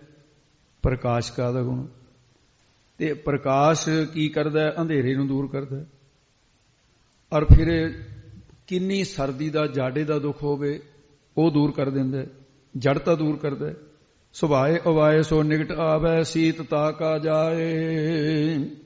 ਤੇ ਜੜਤਾ ਦੂਰ ਕਰ ਦਿੱਤੀ ਹੈ। ਵਾਯੂ, ਹਵਾ ਦੇ ਵਿੱਚੋਂ ਨਿਰਲੇਪਤਾ ਦਾ ਗੁਣ ਤੇ ਸਮਾਨਤਾ ਦਾ ਦੋ ਗੁਣ ਲਏ। ਸੀਤ ਮੰਦ ਸੁਗੰਧ ਚੱਲਿਓ, ਸਰਬ ਥਾਨ ਸਮਾਨ। ਜਦੋਂ ਹਵਾ ਚੱਲਦੀ ਹੈ ਗੰਦਗੀ ਵਾਲੇ ਥਾਂ ਵੀ ਲੱਗਦੀ ਹੈ, ਰਾਜੇ ਨੂੰ ਵੀ ਉਹੀ ਲੱਗਦੀ ਹੈ ਤੇ ਕੰਗਾਲ ਨੂੰ ਵੀ ਉਹੀ ਲੱਗਦੀ ਹੈ। ਤੇ ਇਸ ਤਰ੍ਹਾਂ ਜਿਹੜੇ ਬ੍ਰਹਮ ਗਿਆਨੀ ਹੈ, ਸੀਤ ਮੰਦ ਸੁਗੰਧ ਚੱਲਿਓ, ਸਰਬ ਥਾਨ ਸਮਾਨ। ਜਹਾਂ ਸਾ ਕੁਛ ਤਹਾਂ ਲਾਗਿਓ, ਤਿਲ ਨ ਸੰਕਾ ਮਾਨ। ਬ੍ਰਹਮ ਗਿਆਨੀ ਸਾਰਿਆਂ ਤੇ ਸਮਦ੍ਰਿਸ਼ਟੀ ਰੱਖਦੇ। ਉਹ ਗਰੀਬ ਅਮੀਰ ਨਹੀਂ ਦੇਖਦੇ, ਪਾਪੀ ਤੇ ਪੁੰਨੀ ਨਹੀਂ ਦੇਖਦੇ। ਸਭ ਨੂੰ ਉਪਦੇਸ਼ ਇੱਕੋ ਜਿਹਾ ਦਿੰਦੇ ਨੇ। ਅਧਿਕਾਰੀ ਲਾਭ ਉਠਾਉਂਦੇ, ਜਿਹੜੇ ਅਨਅਧਿਕਾਰੀ ਨੇ ਉਹ ਨਹੀਂ ਲਾਭ ਉਠਾ ਸਕਦੇ। ਤੋ ਇਸ ਕਰਕੇ ਪੰਜੇ ਤੱਤਾਂ ਦੀ ਧਾਰਨਾ ਉਹਨਾਂ ਨੇ ਧਾਰਨ ਕੀਤੀ ਹੈ। ਪੰਚਾ ਕਾ ਗੁਰ ਏਕ ਧਿਆਨ, ਜੋ ਗੁਰਮੁਖ ਜਨ ਪੰਜ ਕੀ ਹੈ? ਪੰਜੇ ਗਿਆਨ ਇੰਦਰੀਆਂ ਨੇ। ਕਾ ਦਾ ਅਰਥ ਹੈ ਦੇ। ਉਹਨਾਂ ਦਾ ਗੁਰੂ ਕੌਣ ਹੈ? ਮਨ। ਉਹਨੂੰ ਰੋਕਣ ਦੇ ਵਿੱਚ ਧਿਆਨ ਲੱਗਿਆ ਰਹਿੰਦਾ ਵੀ ਮਨ ਨੂੰ ਰੋਕਣਾ ਕਿਵੇਂ। ਹਿਰਦੇ ਰੂਪੀ ਦੁਆਰ ਦੇ ਇੱਕ ਅਦਵੈਤ ਸਰੂਪ ਬ੍ਰਹਮ ਦਾ ਧਿਆਨ ਕਰਦੇ ਨੇ। ਇਹ ਨਿਧਿਆਸਨ ਦਾ ਸਰੂਪ ਕਥਨ ਕੀਤਾ ਹੈ। ਜਿਹੜਾ ਉਹਨੂੰ ਕਹੇ ਨਿਧਿਆਸਨ ਦਾ ਸਰੂਪ ਦੱਸੋ। ਜਿਸ ਗੁਰਮੁਖ ਜਨ ਧਾਰਨਾ ਰੱਖਦੇ ਨੇ ਤੇ ਉਹ ਇਸ ਪ੍ਰਕਾਰ ਦੀ ਅਵਸਥਾ ਉਹਨਾਂ ਦੀ ਕਥਨ ਕੀਤੀ ਹੈ। ਨਿਧਿਆਸਨ ਦਾ ਸਰੂਪ ਕਥਨ ਕਰ ਦਿੱਤਾ ਹੈ। ਇਹਨੂੰ ਗੁਰਮੁਖ ਜਨ ਧਾਰਨ ਕਰਕੇ ਰੱਖਦੇ ਨੇ। ਇਹ ਹੈ ਨਿਧਿਆਸਨ। ਹੁਣ ਉਹ ਫਿਰ ਦੁਬਾਰੇ ਮੁੜ ਕੇ ਫਿਰ ਪੁੱਛਦੇ ਨੇ। ਕਈ ਗੱਲਾਂ ਸਿੱਧਾਂ ਤੇ ਸਮਝ ਨਹੀਂ ਆਉਂਦੀਆਂ। ਉਹਨਾਂ ਦੀ ਅਵਸਥਾ ਉਹ ਥੋੜੀ ਹੈ ਗੁਰੂ ਨਾਨਕ ਸਾਹਿਬ ਵਾਲੀ। ਅੱਛਾ, ਕਈ ਵਾਰੀ ਚਲਾਕੀ ਨਾਲ ਪ੍ਰਸ਼ਨ ਕਰਦੇ ਨੇ, ਉਲਝਾਉਣ ਦੀ ਉਹਦੇ ਨਾਲ। ਉਹ ਕਹਿੰਦੇ ਜੀ ਪ੍ਰਸ਼ਨ ਸਾਡਾ ਵੀ ਨਿਧਿਆਸਨ ਦਾ ਸਰੂਪ ਜਿਹੜਾ ਉਹ ਤੁਸੀਂ ਕਥਨ ਕਰੋ। ਵਿਸ਼ਾ ਕਥਨ ਕਰ ਦਿੱਤਾ, ਹਾਲਾਂਕਿ ਸਰੂਪ ਕਥਨ ਕਰ ਦਿੱਤਾ। ਨਿਧਿਆਸਨ ਕੀ ਹੈ? ਮਹਾਰਾਜ ਸਾਹਿਬ ਉੱਤਰ ਦਿੰਦੇ ਨੇ, ਕਹਿੰਦੇ ਅਨਾਤਮਾਕਾਰ ਬਿਰਤੀ ਦਾ ਤਿਰਸਕਾਰ, ਬ੍ਰਹਮਾਕਾਰ ਬਿਰਤੀ ਦੀ ਸਥਿਤੀ, ਇਹ ਨਿਧਿਆਸਨ ਹੈ। ਤੇ ਸੰਸਕ੍ਰਿਤ ਦੀ ਸੁਰਤੀ ਹੈ ਇੱਕ, ਵਿਜਾਤੀ ਬਿਰਤੀ ਤਿਰਸਕਾਰੇਨ ਸਜਾਤੀ ਬਿਰਤੀ ਪ੍ਰਵਾਹੇ ਕਰਨੰ ਨਿਧਿਆਸਨੰ। ਇਹਦਾ ਮਤਲਬ ਇਹ ਹੈ ਵੀ ਜਿਹੜਾ ਸਜਾਤੀ ਬਿਰਤੀ ਕਿਹੜੀ ਹੈ, ਵਿਜਾਤੀ ਬਿਰਤੀ ਕਿਹੜੀ ਹੈ, ਬਾਰ-ਬਾਰ ਆਉਣੀਆਂ ਕਥਾ 'ਚ ਧਿਆਨ ਦੇ ਨਾਲ ਆਪ ਜੀ ਨੇ ਸੁਣਨਾ। ਕਾਮ, ਕ੍ਰੋਧ, ਲੋਭ, ਮੋਹ, ਹੰਕਾਰ, ਸ਼ਬਦ, ਸਪਰਸ਼, ਰੂਪ, ਰਸ, ਗੰਧ, ਇਹਦੇ ਵਾਲੀ ਜਿਹੜੀ ਸਾਡੀ ਮਨ ਦੀ ਬਿਰਤੀ ਹੈ ਇਹਨੂੰ ਵਿਜਾਤੀ ਬਿਰਤੀ ਕਿਹਾ ਜਾਂਦਾ। ਅਨਾਤਮਾਕਾਰ ਬਿਰਤੀ ਹੈ ਇਹ। ਗੁਰਮੁਖ ਜਨ ਇਹਦਾ ਤਿਆਗ ਕਰਦੇ ਨੇ। ਵਿਜਾਤੀ ਬਿਰਤੀ ਦਾ ਤਿਆਗ ਸਤ, ਸੰਤੋਖ, ਦਇਆ, ਧਰਮ, ਵਿਚਾਰ, ਸੀਤਲਤਾ, ਪ੍ਰਕਾਸ਼ਤਾ, ਸਮਤਾ, ਧੀਰਜਤਾ, ਸੰਗਤਾ, ਜਿਹੜੇ ਗੁਣ ਪਿੱਛੇ ਤੱਤਾਂ ਦੇ ਵੀ ਸੁਣੇ ਨੇ। ਤੇ ਇਹ ਬਿਰਤੀ ਸਜਾਤੀ ਬਿਰਤੀ ਹੈ। ਗੁਰਮੁਖ ਜਨ ਇਹਦਾ ਗ੍ਰਹਿਣ ਕਰਦੇ। ਵਿਜਾਤੀ ਬਿਰਤੀ ਦਾ ਤਿਆਗ, ਸਜਾਤੀ ਬਿਰਤੀ ਦਾ ਗ੍ਰਹਿਣ। ਤੋ ਇਸ ਕਰਕੇ ਕਹਿੰਦੇ ਭਾਈ ਇਹ ਨਿਧਿਆਸਨ ਦਾ ਸਰੂਪ ਹੈ। ਇਹਨੂੰ ਕਹਿੰਦੇ ਨਿਧਿਆਸਨ। ਤੀਸਰਾ ਅਰਥ ਫਿਰ ਜੇ ਪੰਚ ਪਰਵਾਨ ਪੰਚ ਪ੍ਰਧਾਨ। ਤੀਸਰੇ ਅਰਥ ਵਿੱਚ ਸਿੱਧਾਂ ਦਾ ਪ੍ਰਸ਼ਨ ਹੈ, ਕਿਉਂਕਿ ਜਿਉਂ-ਜਿਉਂ ਪ੍ਰਸ਼ਨ ਬਦਲਦੇ ਨੇ ਮਹਾਰਾਜ ਉਹਨੇ ਤੁਕਾਂ ਨਾਲ ਹੀ ਉੱਤਰ ਦੇਈ ਜਾਂਦੇ। ਤੁਕਾਂ ਨਹੀਂ ਬਦਲਦੇ, ਸ਼ਬਦ ਨਹੀਂ ਬਦਲਦੇ, ਉਹਨਾਂ ਦਾ ਪ੍ਰਸ਼ਨ ਬਦਲਦਾ ਤੇ ਅਰਥਾਂ ਦੇ ਵਿੱਚ ਮਹਾਰਾਜ ਸਮਝਾ ਦਿੰਦੇ। ਸਿੱਧਾਂ ਦਾ ਪ੍ਰਸ਼ਨ ਕਿ ਜਿਸ ਪ੍ਰਭੂ ਦਾ ਸੰਤ ਜਨ ਧਿਆਨ ਕਰਦੇ ਨੇ ਉਹ ਪ੍ਰਭੂ ਕੈਸਾ ਹੈ? ਰੱਬ ਦਾ ਸਰੂਪ ਦੱਸੋ ਜੀ। ਮਹਾਰਾਜ ਕਹਿੰਦੇ ਸੁਣੋ, ਪੰਜ ਪਰਵਾਨ ਪੰਜ ਪ੍ਰਧਾਨ। ਪੰਜ ਸ੍ਰੇਸ਼ਟ ਪਰਮਾਤਮਾ, ਪਰਮਾਤਮਾ ਤੋਂ ਸ੍ਰੇਸ਼ਟ ਕੋਈ ਨਹੀਂ ਹੈ। ਪਹਿਲਾਂ ਸੰਤ ਜਨਾਂ ਤੇ ਲਾਇਆ ਸੀ ਨਾ ਇੱਥੇ। ਉਹ ਸ੍ਰੇਸ਼ਟ ਇੱਥੇ ਪ੍ਰਵਾਨ ਅਰਥ ਕਰਨ ਪਰਮ ਜਮਾ ਅਣੂ। ਅਣੂਆਂ ਜਿਹੜੇ ਉਹਨਾਂ ਤੋਂ ਵੀ ਸੂਖਮ ਤੋਂ ਸੂਖਮ ਹੈ। ਇਹ ਦਸਮ ਦੀ ਬਾਣੀ ਹੈ ਮਹਾਰਾਜ ਦੀ। ਸੂਖਮ ਤੇ ਸੂਖਮ ਕਰ ਚੀਨੇ, ਉਹ ਵਾਹਿਗੁਰੂ ਸੂਖਮ ਤੋਂ ਸੂਖਮ ਕਰਕੇ ਜਾਣਿਆ ਜਾਂਦਾ ਹੈ। ਉਹ ਪੰਜ ਸ੍ਰੇਸ਼ਟ ਪਰਮਾਤਮਾ ਪ੍ਰਧਾਨ, ਵੱਡਿਆਂ ਤੋਂ ਵੱਡਾ ਵੀ ਹੈ, ਜੈ ਸਕਾ ਬਿਰਦਨ ਬਿਰਦ ਬਿਤਾਏ। ਗੁਰੂ ਗੋਬਿੰਦ ਸਿੰਘ ਕਹਿੰਦੇ ਉਹ ਵੱਡਿਆਂ ਤੋਂ ਵੱਡਾ ਵੀ ਹੈ ਤੇ ਛੋਟਿਆਂ ਤੋਂ ਛੋਟਾ। ਇਸ ਕਰਕੇ ਉਹ ਪਰਮਾਤਮਾ ਦਾ ਸਰੂਪ ਹੈ। ਐਸਾ ਨਹੀਂ ਸਿੱਧੋ ਜਿਹੜੇ ਜਲਦੀ ਦੇ ਕੇ ਤੁਹਾਡੇ ਸਮਝ ਆ ਜਾਵੇ, ਤੁਸੀਂ ਰਿੱਧੀਆਂ ਸਿੱਧੀਆਂ 'ਚ ਫਸੇ ਹੋ ਜਾਓ। ਤੇ ਇਸ ਕਰਕੇ ਫਿਰ ਅੱਗੇ ਫਰਮਾਨ ਕਰਦੇ ਹਨ, ਪੰਚੇ ਪਾਵਹਿ ਦਰਗਹਿ ਮਾਨ। ਪਰਮਾਤਮਾ ਦਾ ਸਰੂਪ ਵਰਣਨ ਕਰਦੇ ਨੇ। ਉਹ ਸਾਖੀ ਚੇਤਨ ਪੰਚੇ ਸ੍ਰੇਸ਼ਟ ਹੈ ਪਰਮੇਸ਼ਰ। ਦਰਗਹਿ ਦਰ ਜਮਾ ਗਹਿ, ਦਰ ਕਾ ਦਾ ਨਾਮ ਹੈ ਅੰਤਸ਼ਕਰਨ ਦਾ। ਉਹਦੀ ਬਿਰਤੀ ਦੇ ਉੱਪਰ ਅਰੂੜ ਹੋ ਕੇ, ਗਹਿ ਕੀਏ ਗੇ ਵਿਸ਼ੇ ਦੀ ਭਾਵ ਵਸਤੂ ਦੇ ਮਾਨ ਗਿਆਨ ਨੂੰ ਪਾਵੇ ਪਾਉਂਦਾ। ਕਿਉਂਕਿ ਵਸਤੂ ਦਾ ਗਿਆਨ ਤਾਂ ਹੁੰਦਾ ਹੈ ਜੇ ਬਿਰਤੀ ਅਰੂੜ ਚੇਤਨ ਨੇਤਰਾਂ ਦੁਆਰਾ ਨਿਕਲ ਕੇ ਘਟ ਵਿਸ਼ੇਨ ਚੇਤਨ ਦੇ ਨਾਲ ਮਿਲੇ। ਇਹ ਵਿਦਾਂਤ ਦੇ ਸ਼ਬਦ ਨੇ ਸਾਰੇ। ਇਸ ਕਰਕੇ ਇਹ ਸਬਕ ਕਰਕੇ ਸੁਣਨਾ ਹੀ ਹੈ। ਜਿਉਂ-ਜਿਉਂ ਤੁਸੀਂ ਇਹ ਗ੍ਰੰਥ ਅੱਗੇ ਪੜੋਗੇ ਸਮਝ ਆਉਣਗੇ। ਜੀ ਪੰਚੇ ਸੋਹ ਹੈ ਦਰ ਰਾਜਾਨ। ਉਹ ਸ੍ਰੇਸ਼ਟ ਪ੍ਰਭੂ, ਪੰਚੇ ਦਾ ਅਰਥ ਹੀ ਪ੍ਰਮਾਤਮਾ ਦੀ ਲਾਈਆਂ ਨੇ। ਸ੍ਰੇਸ਼ਟ ਪ੍ਰਭੂ ਰਾਜਨ, ਰਾਜਾਂ ਦਾ ਵੀ ਰਾਜਾ। ਸਭ ਦੇ ਦਰ ਅੰਦਰ ਸੋਹੇ ਸੋ ਰਿਹਾ। ਦੱਸੋ ਕਿਹਦੇ ਅੰਦਰ ਨਹੀਂ? ਮਹਾਰਾਜ ਕਹਿੰਦੇ ਸਿੱਧੋ ਤੁਹਾਡੇ ਅੰਦਰ ਵੀ ਹੈ, ਮੇਰੇ ਅੰਦਰ ਵੀ ਹੈ, ਉਹ ਸਾਰਿਆਂ ਦੇ ਅੰਦਰ ਹੈ। ਪੰਚਾ ਕਾ ਗੁਰ ਏਕ ਧਿਆਨ। ਇਹ ਸਿੱਧੋ ਸਾਰਿਆਂ ਦਾ ਗੁਰ ਪੂਜਨੀਕ, ਇੱਕ ਅਦਵੈਤ ਸਰੂਪ ਪੰਜ ਸ੍ਰੇਸ਼ਟ ਪਰਮਾਤਮਾ ਹੀ ਹੈ। ਤੁਸੀਂ ਵੀ ਉਹਦਾ ਹੀ ਧਿਆਨ ਧਰਿਆ ਕਰੋ। ਮਹਾਰਾਜ ਕਹਿੰਦੇ ਧਿਆਨ ਕਰੋ ਉਸ ਦਾ। ਐਵੇਂ ਨਾ ਮੂਰਤੀਆਂ ਦਾ ਧਿਆਨ ਧਰੋ, ਐਵੇਂ ਦੇਵੀ ਦੇਵਤਿਆਂ ਦੇ ਧਿਆਨ ਰੀਆਂ ਸਿੱਧੀਆਂ ਵਾਸਤੇ ਧਰਦੇ ਹੋ। ਫਿਰ ਇਸੇ ਤਰ੍ਹਾਂ ਮਹਾਰਾਜ ਸਾਹਿਬ ਜੀ, ਕਿਉਂਕਿ ਉਹਨਾਂ ਨੇ ਹੁਣ ਪ੍ਰਸ਼ਨ ਕਰਨਾ, ਸਿੱਧਾ ਨੇ ਪ੍ਰਸ਼ਨ ਕੀਤਾ ਕਿ ਮਹਾਰਾਜ ਜਿਹੜੇ ਸਰੀਰ ਕਰਕੇ ਪ੍ਰਭੂ ਦਾ ਧਿਆਨ ਧਾਰਿਆ ਜਾਂਦਾ ਹੈ, ਉਹ ਸਰੀਰ ਬਾਰੇ ਗਿਆਨ ਕਰਾਓ ਸਾਨੂੰ। ਇਹਦਾ ਮਤਲਬ ਸੀ ਵੀ ਹੁਣ ਗਿਆਨ ਦੇ ਵਿੱਚ ਬ੍ਰਹਮ ਗਿਆਨ ਚ ਤਾਂ ਉਲਝਾ ਨਹੀਂ ਸਕੇ, ਤੇ ਮਹਾਰਾਜ ਕਹਿੰਦੇ ਵੀ ਇਹ ਵੀ ਸੁਣ ਲਓ ਇਨ੍ਹਾਂ ਹੀ ਤੁਕਾਂ ਦੁਆਰਾ। ਤੇ ਫਿਰ ਮਹਾਰਾਜ ਸਾਹਿਬ ਜੀ ਨੇ ਅਰਥ, ਚੌਥਾ ਅਰਥ ਬਦਲਿਆ। ਇਹਦੇ ਵਿੱਚ ਸ਼ਬਦ ਨਹੀਂ ਬਦਲਿਆ ਹੈ। ਪੰਜ ਪ੍ਰਵਾਨ ਜੀ, ਪੰਜ ਪ੍ਰਵਾਨ ਪੰਜ ਪ੍ਰਧਾਨ। ਹੇ ਸਿੱਧੋ ਸਰੀਰ ਦੇ ਵਿੱਚ ਪੰਜ, ਇਹ ਪੰਜ ਸ਼ਬਦ ਸਪਰਸ਼ ਰੂਪ ਰਸਗੰਧ, ਇਹ ਪ੍ਰਮਾਣ ਪ੍ਰਮਾਣੂ ਭਾਵ ਸੂਖਮ ਤੱਤਨ। ਸੂਖਮ ਤੱਤਾਂ ਤੋਂ ਸੂਖਮ ਸਰੀਰ ਬਣੇ, ਸੂਖਮ ਦੇਹ ਬਣੀ ਹੈ, ਉਹਦੀ ਉਤਪਤੀ ਹੋਈ ਹੈ। ਫਿਰ ਪੰਜ ਧਰਤੀ, ਪਾਣੀ, ਅਗਨੀ, ਹਵਾ, ਆਕਾਸ਼ ਪ੍ਰਧਾਨ ਅਸਥੂਲ ਤੱਤਨ, ਇਹਨਾਂ ਤੋਂ ਅਸਥੂਲ ਸਰੀਰ ਬਣਿਆ। ਪੰਜਾਂ ਤੱਤਾਂ ਦਾ ਬਣਿਆ ਹੋਇਆ ਤੇ 25 ਪ੍ਰਕਿਰਤੀਆਂ ਨੇ। ਤੋ ਇਸ ਕਰਕੇ ਇਸ ਸਰੀਰ ਬਾਰੇ ਹੁਣ ਦੱਸੋ ਤੁਸੀਂ ਹੋਰ ਕੀ ਜਾਣਨਾ ਚਾਹੁੰਦੇ ਆ? ਉਹਨਾਂ ਨੂੰ ਇਹ ਸੀ ਨਾ ਵੀ ਇਹਨਾਂ ਨੇ ਯੋਗ ਸ਼ਾਸਤਰ ਗ੍ਰੰਥ ਹੈ ਇੱਕ, ਉਹ ਯੋਗੀ ਉਹਨੂੰ ਹੀ ਪੜ੍ਹਦੇ ਨੇ ਜ਼ਿਆਦੇ, ਤੇ ਇਸ ਕਰਕੇ ਪਤੰਜਲੀ ਯੋਗ ਹੈ ਜਿਹੜਾ ਉਹ ਉਸੇ ਨੂੰ ਪੜ੍ਹਦੇ, ਉਹਦੇ ਤੇ ਆਧਾਰ ਤੇ ਖੜੇ ਆ। ਉਹਨੇ ਕਿਹਾ ਵੀ ਇਹਨਾਂ ਨੂੰ ਕਿਹੜਾ ਪਤਾ ਹੋਣਾ ਇਸ ਗੱਲ ਦਾ। ਪਾਤਸ਼ਾਹ ਦਾ ਬਚਨ ਹੈ, ਪੰਜ ਤਤ ਕੋ ਤਨ ਰਚਿਓ ਜਾਨਹੁ ਚਤੁਰ ਸੁਜਾਨ, ਜੇ ਤੇ ਉਪਜਿਓ ਨਾਨਕਾ ਲੀਨ ਤਾਹੇ ਮਹਿਮਾਨ। ਤੋ ਇਸ ਕਰਕੇ ਅੱਗੇ ਫਰਮਾਨ ਕਰਦੇ ਹਨ ਜੀ, ਪੰਚੇ ਪਾਵਹਿ ਦਰਗਹਿ ਮਾਨ। ਸਰੀਰ ਦਾ ਗਿਆਨ ਦਿੰਦੇ ਹੋਏ ਕਹਿੰਦੇ ਪੰਜੇ ਪੰਜ ਤੱਤ ਆਪੋ ਆਪਣੇ ਦਰ ਇੰਦਰੀਆਂ ਦੁਆਰਾ ਗਹਿ ਵਸਤੂ ਦਾ ਤੇ ਮਾਨ ਭਾਵ ਮੰਨਣਾ ਗਿਆਨ ਪਾਵਹਿ ਪਾਉਂਦੇ। ਮਤਲਬ ਕੀ ਹੈ ਵੀ ਆਕਾਸ਼ ਤੱਤ ਸਾਡੇ ਸਰੀਰ ਵਿੱਚ ਜੋ ਆਪਣੇ ਕੰਨਾਂ ਇੰਦਰੀ ਦੁਆਰਾ, ਇਹ ਕੰਨ ਉਹਦਾ ਇੰਦਰ ਹੈ, ਉਹ ਸ਼ਬਦ ਗੁਣ ਨੂੰ ਸੁਣਦਾ ਹੈ। ਵਾਯੂ ਤੱਤ ਉਹ ਚਮੜੀ ਦੁਆਰਾ ਸਪਰਸ਼ ਹੋ ਕੇ ਇਹ ਦੱਸਦਾ ਵੀ ਗਰਮ ਹੈ ਚੀਜ਼ ਕਿ ਠੰਡੀ ਹੈ।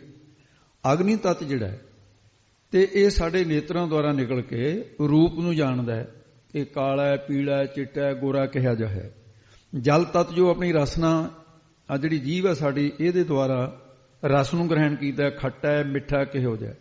ਪ੍ਰਿਥਵੀ ਤੱਤ ਜੋ ਆਪਣੇ ਘਰਾਣ ਇੰਦਰੀ, ਘਰਾਣ ਇੰਦਰੀ ਕਹਿੰਦੇ ਨਾਸਕਾਂ ਨੂੰ, ਇਹਨਾਂ ਦੁਆਰਾ ਗੰਧ ਜਿਹੜੀ ਸੁਗੰਧੀ ਕਹੀ ਦੀ ਹੈ, ਕਾਹਦੀ ਹੈ, ਚਮੇਲੀ ਦੇ ਫੁੱਲ ਦੀ ਹੈ, ਗੁਲਾਬ ਦੀ ਹੈ, ਇਹ ਕੀ ਹੈ। ਤੇ ਇਸ ਕਰਕੇ ਇਹ ਮਹਾਰਾਜ ਸਾਹਿਬ ਜੀ ਕਹਿੰਦੇ ਵੀ ਤੁਸੀਂ ਸਰੀਰ ਦਾ ਗਿਆਨ ਕਹਿੰਦੇ ਹੋ ਤਾਂ ਫਿਰ ਇਹ ਸੁਣੋ ਜੀ, ਪੰਚੇ ਸੋਹ ਦਰ ਰਾਜਾਨ। ਤੇ ਪੰਚੇ ਪੰਜ ਪ੍ਰਾਣ ਜਿਹੜੇ ਇਹ ਰਾਜਾਨ, ਰਾਜ ਭਾਵ ਰਾਜਿਆਂ ਦਾ ਰਾਜਾ ਰੂਪ ਹੋ ਕੇ ਸਰੀਰ ਦੇ ਵਿੱਚ ਦਰ ਕੀ ਵਿੱਚ ਸੋਹੇ ਸੋਭ ਰਹੇ ਨੇ। ਪ੍ਰਾਣ ਹੈ ਜਿਹੜੇ, ਇਹ ਸਾਰੇ ਇੰਦਰੀਆਂ ਦੇ ਵਿੱਚ ਇਹ ਰਾਜਾ ਰੂਪ ਹੈ ਪ੍ਰਾਣ। ਬਾਕੀ ਇੰਦਰੀ ਨਹੀਂ, ਚਾਹੇ ਕਰਮ ਇੰਦਰੀ ਨੇ ਤੇ ਚਾਹੇ ਗਿਆਨ ਇੰਦਰੀ ਨੇ। ਤੇ ਇਸ ਤਰ੍ਹਾਂ ਇੱਕ ਵਾਰੀ ਕਹਿੰਦੇ ਨੇ ਵੀ ਇਹਨਾਂ ਦਾ ਕੋਈ ਝਗੜਾ ਪੈ ਗਿਆ ਸੀ। ਉਹਦਾ ਗ੍ਰੰਥਾਂ ਦੇ ਵਿੱਚ ਕਾਫੀ ਚਰਚਾ ਵਿਚਾਰ ਆਉਂਦੀ ਹੈ। ਇਹ ਮੁਖੀ ਦਾ ਝਗੜਾ ਮਾਤਲੋਕ ਦੇ ਵਿੱਚ ਇਹ ਨਹੀਂ ਹੈ, ਦੇਵਤਿਆਂ 'ਚ ਵੀ ਹੈ। ਤੇ ਇਹਨਾਂ ਦੇ ਅਧਿਕਸ਼ ਦੇਵ ਇੱਕ ਸਮਝਾਉਣ ਵਾਸਤੇ ਕਲਪਨਾ ਕੀਤੀ ਹੁੰਦੀ ਹੈ ਕਿ ਵਿਦਿਆਰਥੀ ਦੇ ਜਿਗਿਆਸੂ ਦੇ ਸਮਝਾਵੇ। ਅਖੇ ਜੀ ਝਗੜਾ ਪੈ ਗਿਆ, ਪ੍ਰਾਣ ਕਹਿੰਦੇ ਅਸੀਂ ਵੱਡੇ ਆ, ਗਿਆਨ ਨਿਦਰੇ ਕਹਿੰਦੇ ਅਸੀਂ ਵੱਡੇ ਆ। ਇਹ ਝਗੜਾ ਨਿਬੜਿਆ ਨਾ। ਕਿਸੇ ਸਿਆਣੇ ਨੇ ਕਿਹਾ ਵੀ ਤੁਹਾਡਾ ਨਹੀਂ ਝਗੜਨਾ ਨਿਬੜਨਾ, ਬਰਮਾ ਕੋਲ ਜਾਓ, ਜਿਹਨੇ ਸਰੀਰ ਸਾਜੇ ਹੈ ਉਹ ਤੁਹਾਨੂੰ ਦੱਸੂ ਵੀ ਇਹ ਤੁਹਾਡੇ 'ਚ ਕਿਹੜਾ ਇੰਦਰਾ ਵੱਡਾ ਹੈ। ਅੱਖਾਂ ਕਹਿੰਦੀਆਂ ਅਸੀਂ ਵੱਡੇ ਆ, ਕੰਨ ਕਹਿੰਦੇ ਅਸੀਂ ਵੱਡੇ ਆ, ਪ੍ਰਾਣ ਕਹਿੰਦੇ ਅਸੀਂ। ਝਗੜਾ ਪੈ ਗਿਆ ਆਪਸ ਵਿੱਚ। ਇੱਕ ਮੁਖੀ ਚੁਣਨਾ ਸੀ। ਜਦੋਂ ਮੁਖੀ ਚੁਣਨਾ ਹੁੰਦਾ ਬੜੀ ਸਮੱਸਿਆ ਹੁੰਦੀ ਹੈ। ਜੇ ਸੰਮਤੀ ਨਾਲ ਵੀ ਚੁਣਨਾ ਹੋਵੇ ਤਾਂ ਵੀ ਕਹਿੰਦੇ ਇਹਨੂੰ ਚੁਣ ਲਓ ਜੀ ਫਲਾਣੇ। ਝਗੜਾ ਪੈ ਜਾਂਦਾ ਨੇ, ਇੱਕ ਦੂਜੇ ਦਾ ਪੱਖ ਕਰਦੇ। ਬਰਮਾ ਕੋਲ ਚਲੇ ਤੇ ਬਰਮਾ ਕਹਿੰਦੇ ਜੀ ਦੱਸੋ ਸਾਡੇ ਵਿੱਚ ਵੱਡਾ ਕੌਣ ਹੈ। ਪ੍ਰਾਣ ਕਹਿੰਦੇ ਨੇ ਅਸੀਂ ਵੱਡੇ ਆ, ਕਹਿੰਦੇ ਅਸੀਂ ਵੱਡੇ ਆ। ਉਹ ਕਹਿੰਦਾ ਕੋਈ ਗੱਲ ਨਹੀਂ ਹੈਗੀ, ਨਿਰਣਾ ਮੈਂ ਕਰੂੰਗਾ। ਆਹ ਸਰੀਰ ਹੈ ਮੇਰਾ ਸਾਜਿਆ ਵਾ। ਤੇ ਅੱਖਾਂ ਦੇ ਇੰਦਰੀ ਨੂੰ ਕਹਿੰਦੇ ਤੂੰ ਨਿਕਲ ਜਾ ਇਹਦੇ ਚੋਂ। ਉਹ ਇੱਕ ਪਾਸੇ ਨਿਕਲੇਗਾ, ਅੱਖਾਂ ਤੋਂ ਅੰਨਾ ਹੋ ਗਿਆ ਪਰ ਜਿਉਂਦਾ ਰਿਹਾ। ਕੰਨਾਂ ਦੇ ਕਹਿੰਦੇ ਤੂੰ ਨਿਕਲ ਜਾ ਜੋ, ਕੰਨਾਂ ਤੋਂ ਬੋਲਾ ਹੋ ਗਿਆ, ਉਹ ਸੁਣਨ ਤੋਂ ਹਟ ਗਿਆ ਪਰ ਜਿਉਂਦਾ ਰਿਹਾ। ਜੀਵ ਨੂੰ ਕਹਿੰਦੇ ਤੂੰ ਵੀ ਨਿਕਲ ਜਾ। ਜੀਵ ਖਤਮ ਹੋ ਗਈ ਤੇ ਗੂੰਗਾ ਹੋ ਗਿਆ ਪਰ ਜਿਉਂਦਾ ਰਿਹਾ। ਨਾਸਕਾਂ ਨੂੰ ਨਿਕਲ ਜਾ, ਦੁਰਗੰਧੀ ਆਉਣ ਤੋਂ ਹਟ ਗਈ ਪਰ ਜਿਉਂਦਾ ਰਿਹਾ। ਇੱਕ ਇੰਦਰਾ ਕਰਕੇ ਸਾਰੇ ਬਾਹਰ ਕੱਢ ਦਿੱਤੇ, ਸਰੀਰ ਜਿਉਂਦਾ ਰਿਹਾ। ਮੁੜ ਕੇ ਕਹਿੰਦੇ ਵੀ ਆ ਜਾਓ ਸਰੀਰ ਦੇ ਵਿੱਚ। ਮੁੜ ਕੇ ਫੇਰ ਸਰੀਰ ਚ ਜਿਵੇਂ ਜਾਦੂਗਰ ਕੀ ਹੈ, ਮਦਾਰੀ ਤਮਾਸ਼ਾ ਦਿਖਾਉਂਦੇ ਨੇ। ਬਰਮਾ ਨੇ ਵੀ ਇੱਕਣ ਮਦਾਰੀ ਬਣ ਕੇ ਤਮਾਸ਼ਾ ਦਿਖਾਇਆ। ਪ੍ਰਾਣਾਂ ਨੂੰ ਕਹਿੰਦੇ ਵੀ ਹੁਣ ਤੁਸੀਂ ਨਿਕਲ ਜਾਓ। ਕਹਿੰਦੇ ਦੇਖੋ ਬਾਕੀ ਤੁਸੀਂ ਇੱਥੇ ਵਿੱਚ ਹੀ ਰਹੋ, ਪ੍ਰਾਣ ਨਿਕਲਣਗੇ ਵਿੱਚੋਂ। ਪ੍ਰਾਣ ਨਿਕਲੇ, ਕੰਬ ਕੇ ਸਰੀਰ ਧਰਮ ਕੇ ਧਰਤੀ ਤੇ ਡਿੱਗ ਪਿਆ। ਕਹਿਣ ਲੱਗੇ ਵੀ ਸਮਝ ਆ ਗਈ ਕੁਛ। ਕਹਿੰਦੇ ਬ੍ਰਹਮਾ ਨੂੰ ਨਮਸਕਾਰ ਕਰਕੇ ਕਹਿੰਦੇ ਜੀ ਅੱਜ ਤੋਂ ਬਾਅਦ ਅਸੀਂ ਝਗੜਾ ਨਹੀਂ ਕਰਾਂਗੇ। ਪ੍ਰਾਣ ਸਾਡੇ ਵਿੱਚ ਜਿਹੜੇ ਨੇ ਇਹ ਰਾਜਾ ਰੂਪ ਨੇ, ਰਾਜਾਂ ਦਾ ਰਾਜਾ ਰੂਪ ਹੋ ਕੇ ਸੋਭ ਰਹੇ ਨੇ ਸਰੀਰ ਵਿੱਚ। ਤਾਂ ਇਸ ਕਰਕੇ ਇਹ ਪ੍ਰਮਾਣ ਦੇ ਨਾਲ ਗੱਲ ਸਮਝ ਆ ਜਾਂਦੀ ਹੈ। ਭਾਵੇਂ ਅੱਜ ਬਹੁਤੇ ਪ੍ਰਮਾਣ ਦੇਣ ਦਾ ਸਮਾਂ ਨਹੀਂ, ਪਰ ਮੁਸ਼ਕਿਲ ਇਹ ਵੀ ਇਹ ਤੋਂ ਬਿਨਾਂ ਸਮਝ ਬਣੀ ਹੁੰਦੀ। ਇਸ ਕਰਕੇ ਅੱਗੇ ਦੱਸਦੇ ਹਨ, ਇਹ ਸਿੱਧੋ ਸੁਣਨਾ ਕਰੋ ਜੀ। ਪੰਚਾਂ ਕਾ ਗੁਰ ਏਕ ਧਿਆਨ। ਇਹ ਪੰਜਾਂ ਤੱਤਾਂ ਦਾ, ਪੰਜਾਂ ਪ੍ਰਾਣਾਂ ਦਾ ਇੱਕ ਗੁਰੂ ਆ। ਕੌਣ? ਚੇਤਨ ਪਰਮਾਤਮਾ। ਤੇ ਉਹਦਾ ਧਿਆਨ ਕਰੋ ਤੁਸੀਂ। ਇਹ ਜਿਹੜੇ ਪ੍ਰਾਣ ਅਪਮਾਨ ਸਮਾਨ ਉਦਾਨ ਬਿਆਨ, ਇਹਨਾਂ ਦੇ ਨਾਮ ਇਹ ਹੈ ਕਿ ਪ੍ਰਾਣ ਕਿਹਨੂੰ ਕਹਿੰਦੇ ਨੇ? ਪ੍ਰਾਣ ਨਾਮ ਹਵਾ ਦਾ ਹੈ। ਤੇ ਹਵਾ ਜਿਹੜੀ ਸਾਡੇ ਸਰੀਰ ਦੇ ਵਿੱਚ ਕਿਰਿਆ ਤੇ ਅਸਥਾਨ ਭੇਦ ਕਰਕੇ ਵੱਖਰੀ ਵੱਖਰੀ ਹੈ। ਜਿੱਥੇ ਹਵਾ ਦੀ ਕਿਰਿਆ ਬਦਲ ਗਈ ਔਰ ਉਹਦਾ ਟਿਕਾਣਾ ਬਦਲ ਗਿਆ, ਉਹਦਾ ਨਾਮ ਵੀ ਬਦਲ ਗਿਆ। ਉਹ ਕਿਸ ਤਰ੍ਹਾਂ ਹੈ? ਉਹ ਇਸ ਤਰ੍ਹਾਂ ਪ੍ਰਾਣ ਹਿਰਦੇ ਵਿੱਚ ਰਹਿੰਦੇ ਨੇ ਤੇ ਹਿਰਦੇ ਵਿੱਚ ਰਹਿ ਕੇ ਭੁੱਖ ਪਿਆਸ ਦਾ ਕੰਮ ਕਰਦੇ ਨੇ। ਅਪਾਨ ਗੁਦਾ ਦੇ ਵਿੱਚ ਰਹਿੰਦੇ ਨੇ, ਮਲ ਮੂਤਰ ਵਾਲੀ ਜਗ੍ਹਾ। ਉਹ ਜਿਹੜੀ ਮਲ ਹੈ, ਬਿਸਟ ਹੈ, ਉਹਨੂੰ ਸਰੀਰ ਚੋਂ ਬਾਹਰ ਕੱਢਦੇ। ਹੈ ਤਾਂ ਹਵਾ ਹੀ, ਉਹ ਹਵਾ ਦੇ ਧੱਕੇ ਤੋਂ ਬਿਨਾਂ ਮਲ ਬਾਹਰ ਜਾ ਹੀ ਨਹੀਂ ਸਕਦੀ। ਸਮਾਨ ਨਾਭੀ ਦੇ ਵਿੱਚ ਹੈ। ਇਹ ਸਾਰੀ ਜਗ੍ਹਾ ਪ੍ਰਾਣ ਦੀ ਗੰਢ ਇੱਥੇ ਬੰਨੀ ਹੈ। ਤੇ ਇਸ ਕਰਕੇ ਉਦਿਆਨ ਕੰਠ ਦੇ ਵਿੱਚ ਹੈ, ਸਵਾਸ ਆਉਣ ਜਾਣ ਦਾ ਕੰਮ ਕਰਦੇ ਨੇ। ਬਿਆਨ ਸਾਰੇ ਸਰੀਰ ਦੇ ਵਿੱਚ ਹੈ, ਨਹੀਂ ਤਾਂ ਪਸੀਨਾ ਹੀ ਨਾ ਬਾਹਰ ਨਿਕਲੇ। ਤੇ ਨਾਭੀ ਦੇ ਵਿੱਚ ਕਰਕੇ ਇਹ ਸਾਰੇ ਰਸ ਧਾਤੂਆਂ ਦੇ ਮੇਲਣ ਦਾ ਕੰਮ ਕਰਦੇ ਆ। ਇਹ ਤਾਂ ਹੈਗੇ ਪ੍ਰਾਣ। ਇੱਕ ਰਾਸ਼ਟਰਪਤੀ ਹੁੰਦਾ, ਦੂਜਾ ਕਹਿੰਦੇ ਉਪ ਰਾਸ਼ਟਰਪਤੀ। ਪ੍ਰਧਾਨ ਮੰਤਰੀ ਉਪ ਪ੍ਰਧਾਨ ਮੰਤਰੀ ਹੁੰਦਾ ਨਾ, ਇਸੇ ਤਰ੍ਹਾਂ ਇਹਦੇ ਚ ਉਪ ਪ੍ਰਾਣ ਵੀ ਨੇ। ਕਿਰਕਲ ਕਹੇ ਤੇ ਸਮਝ ਨਹੀਂ ਆਈ ਹੋਊਗੀ ਤੁਹਾਨੂੰ। ਕਿਰਕਲ ਦਾ ਮਤਲਬ ਹੈ ਜਿਹੜੀ ਨਿਛ ਆਉਂਦੀ ਹੈ, ਛਿੱਕ ਆਉਂਦੀ ਹੈ ਨਾ, ਇਹ ਵੀ ਇੱਕ ਹਵਾ ਕਰਕੇ ਆਉਂਦੀ ਹੈ। ਇਹ ਵੇ ਨਾਗ, ਕੂਰਮ, ਕਿਰਕਲ, ਦੇਵਦੱਤ, ਤਨਿਜਾ, 5 ਤੇ 5 10 ਪ੍ਰਾਣ। ਇਹਦੇ ਕਰਕੇ ਆਪਾਂ ਨੂੰ ਪ੍ਰਾਣੀ ਕਹਿੰਦੇ ਨੇ। ਜੇ ਪ੍ਰਾਣ ਨਾ ਹੋਣ ਪ੍ਰਾਣੀ ਨਹੀਂ, ਫਿਰ ਮੁਰਦਾ ਕਹਿੰਦੇ। ਤੇ ਕੂਰਮ ਨੇਤਰਾਂ ਦੀਆਂ ਪਲਕਾਂ ਵੱਜ ਕੇ ਖੁੱਲ੍ਹਦੀਆਂ ਨੇ ਫੜ ਫੜ, ਇਸ ਤਰ੍ਹਾਂ ਇਹ ਵੀ ਹਵਾ ਹੈ। ਨਾਗ ਜੋ ਢਕਾਰ ਆਉਂਦਾ ਹੈ, ਕਹਿੰਦਾ ਵੀ ਰੱਜ ਗਿਆ ਢਕਾਰ ਮਾਰ ਕੇ, ਇਹ ਕੀ ਹੈ? ਨਾਗ।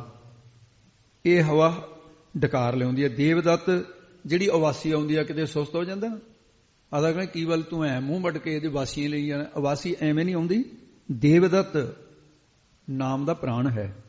ਤਨਿਜੈ ਇਹ ਮਰਨ ਤੋਂ ਬਾਅਦ ਪੇਟ ਨੂੰ ਫੈਲਾਉਂਦੀ ਹੈ। ਇਸ ਕਰਕੇ ਇਹ ਜਿਹੜੇ ਤੱਤ ਨੇ ਇਹਨਾਂ ਦਾ ਟਿਕਾਣਾ ਹੈ। ਤੇ ਇਹਦੇ ਚ ਪ੍ਰਾਣ ਰਾਜਾਂ ਦਾ ਰਾਜਾ ਰੂਪ ਹੋ ਕਰਕੇ ਰਹਿ ਰਹੇ। ਸਿੱਧਾ ਨੇ ਫਿਰ ਪ੍ਰਸ਼ਨ ਬਦਲਿਆ, ਕਹਿੰਦੇ ਸਰੀਰ ਦੀ ਰਚਨਾ ਬਾਰੇ ਜਿਹੜਾ ਤੁਸੀਂ ਇਹ ਗਿਆਨ ਕਰਾਇਆ ਹੈ, ਹੁਣ ਸਾਡਾ ਸਵਾਲ ਦੇਖੋ, ਸਵਾਲ ਦੇ ਵਿੱਚ ਨੇ ਕਿ ਚਲਾਕੀ ਲੁਕੀ ਹੋਈ ਹੈ। ਉਹ ਕਹਿੰਦੇ ਸਰੀਰ ਨੂੰ ਜੋਗੀ ਜਨ ਕਿਹੜੇ ਤਰੀਕੇ ਨਾਲ ਸਫਲਾ ਕਰਦੇ ਨੇ, ਯੋਗ ਦੀ ਪ੍ਰਕਿਰਿਆ ਕਹੋ।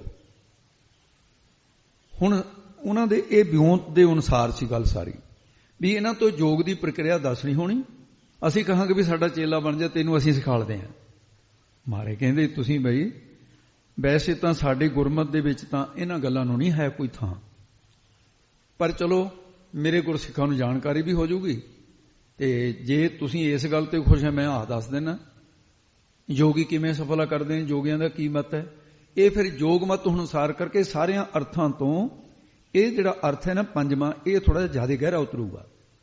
ਤੇ ਇਹਨਾਂ ਹੀ ਤੁਕਾਂ ਦੁਆਰਾ ਮਹਾਰਾਜ ਸਾਹਿਬ ਜੀ ਨੇ ਫਿਰ ਇਹ ਪੰਜਵੇਂ ਪ੍ਰਸ਼ਨ ਦਾ ਉੱਤਰ ਦੇ ਕੇ ਇਹਨਾਂ ਤੁਕਾਂ ਦੁਆਰਾ ਹੀ ਕਹਿੰਦੇ ਹਨ, ਪੰਜ ਪਰਵਾਨ ਪੰਜ ਪ੍ਰਧਾਨ। ਸਿੱਧੋ ਇਹ ਸਰੀਰ ਨੂੰ ਸਫਲਿਆ ਕਰਨ ਦੇ ਲਈ 5 ਪ੍ਰਕਾਰ ਦੇ ਪ੍ਰਾਣ ਸਮਾਨ ਉਦਾਨ ਬਿਆਨ ਜਿਹੜੇ ਨੇ ਯੋਗ ਮਤ ਦੇ ਅਨੁਸਾਰ ਇਹਨਾਂ ਨੂੰ ਰੋਕ ਕੇ ਤੇ ਇਹਨੂੰ ਸਾਧ ਕੇ ਪ੍ਰਾਣਾਯਾਮ ਦੁਆਰਾ ਉਹ ਪ੍ਰਵਾਨ ਹੁੰਦੇ ਨੇ ਜਿਹੜੇ ਯੋਗੀ ਜਨ ਤੁਹਾਡੇ ਵਿੱਚੋਂ। ਫਿਰ ਉਹ 5 ਪ੍ਰਕਾਰ ਦੀ ਪੌਣ ਵਸੀਕਰਨ ਕਰਕੇ ਸੰਸਾਰ ਦੀ ਪ੍ਰਧਾਨ ਮੁਖੀ ਕਹਾਉਂਦੇ ਨੇ, ਤੇ ਰਾਜੇ ਮਹਾਰਾਜੇ ਤੁਹਾਨੂੰ ਮੰਨਦੇ ਫਿਰਦੇ ਜਿਹੜੇ ਤੁਹਾਡੇ ਵਿੱਚ ਐਸਾ ਕਰਦੇ ਹਨ। ਪੰਚੇ ਪਾਵਹਿ ਦਰਗਹਿ ਮਾਨ।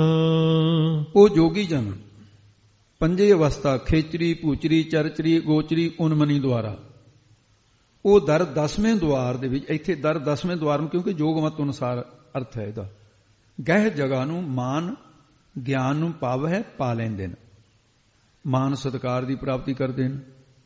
ਯੋਗ ਦੀਆਂ ਜਿਹੜੀਆਂ 5 ਅਵਸਥਾ ਨੇ ਇਹ, ਹੁਣ ਜਿਵੇਂ ਮੈਂ ਪਹਿਲਾਂ ਕਿਹਾ ਵੀ ਖੇਚਰੀ ਭੂਚਰੀ ਚਰਚਰੀ ਗੋਚਰੀ ਉਨਮਨੀ, ਕੀ ਪਤਾ ਲੱਗਿਆ ਇਹਦਾ ਵੀ ਕੀ ਹੁੰਦੀ ਹੈ। ਇਹਦਾ ਅਰਥ ਹੈ ਖੇਚਰੀ ਕੀ ਕਹਿੰਦੇ ਨਾ, ਯੋਗ ਮਤ ਦੇ ਵਿੱਚ ਜਿਹੜੀ ਜੀਭ ਹੈ ਆਪਣੇ ਮੂੰਹ ਦੇ ਵਿੱਚ, ਇਹ ਯੋਗੀਆਂ ਦੇ ਬੜੇ ਪੁੱਠੇ ਪੁੱਠੇ ਕੰਮ ਨੇ। ਇਹਨਾਂ ਦੇ ਆਪਣੇ ਮਤ ਅਨੁਸਾਰ ਸਿੱਧੇ ਹੋਣਗੇ, ਫਿਰ ਗੁਰਮਤ ਦੇ ਅਨੁਸਾਰ ਆਪਾਂ ਇਹਨੂੰ ਕਹਿ ਸਕਦੇ ਹਾਂ ਵੀ ਇਹ ਕੰਮ ਟੇਢਾ ਹੈ। ਉਹ ਮੱਖਣੀ ਲੈ ਕੇ ਜੀਭ ਨੂੰ ਇਸ ਤਰ੍ਹਾਂ ਦੋਨਾਂ ਹੱਥਾਂ ਨਾਲ ਮਲਦੇ ਹੈ, ਤੇ ਜੀਭ ਨੂੰ ਬਲੇਟ ਨਾਲ ਹੇਠਾਂ ਤੇ ਥੋੜੀ ਥੋੜੀ ਕੱਟ ਕੇ ਇਹਨੂੰ ਲੰਮੀ ਐਡੀ ਸਾਰੀ ਗਿੱਟ ਸਾਰੀ ਜੀਭ ਬਣਾ ਲੈਂਦੇ।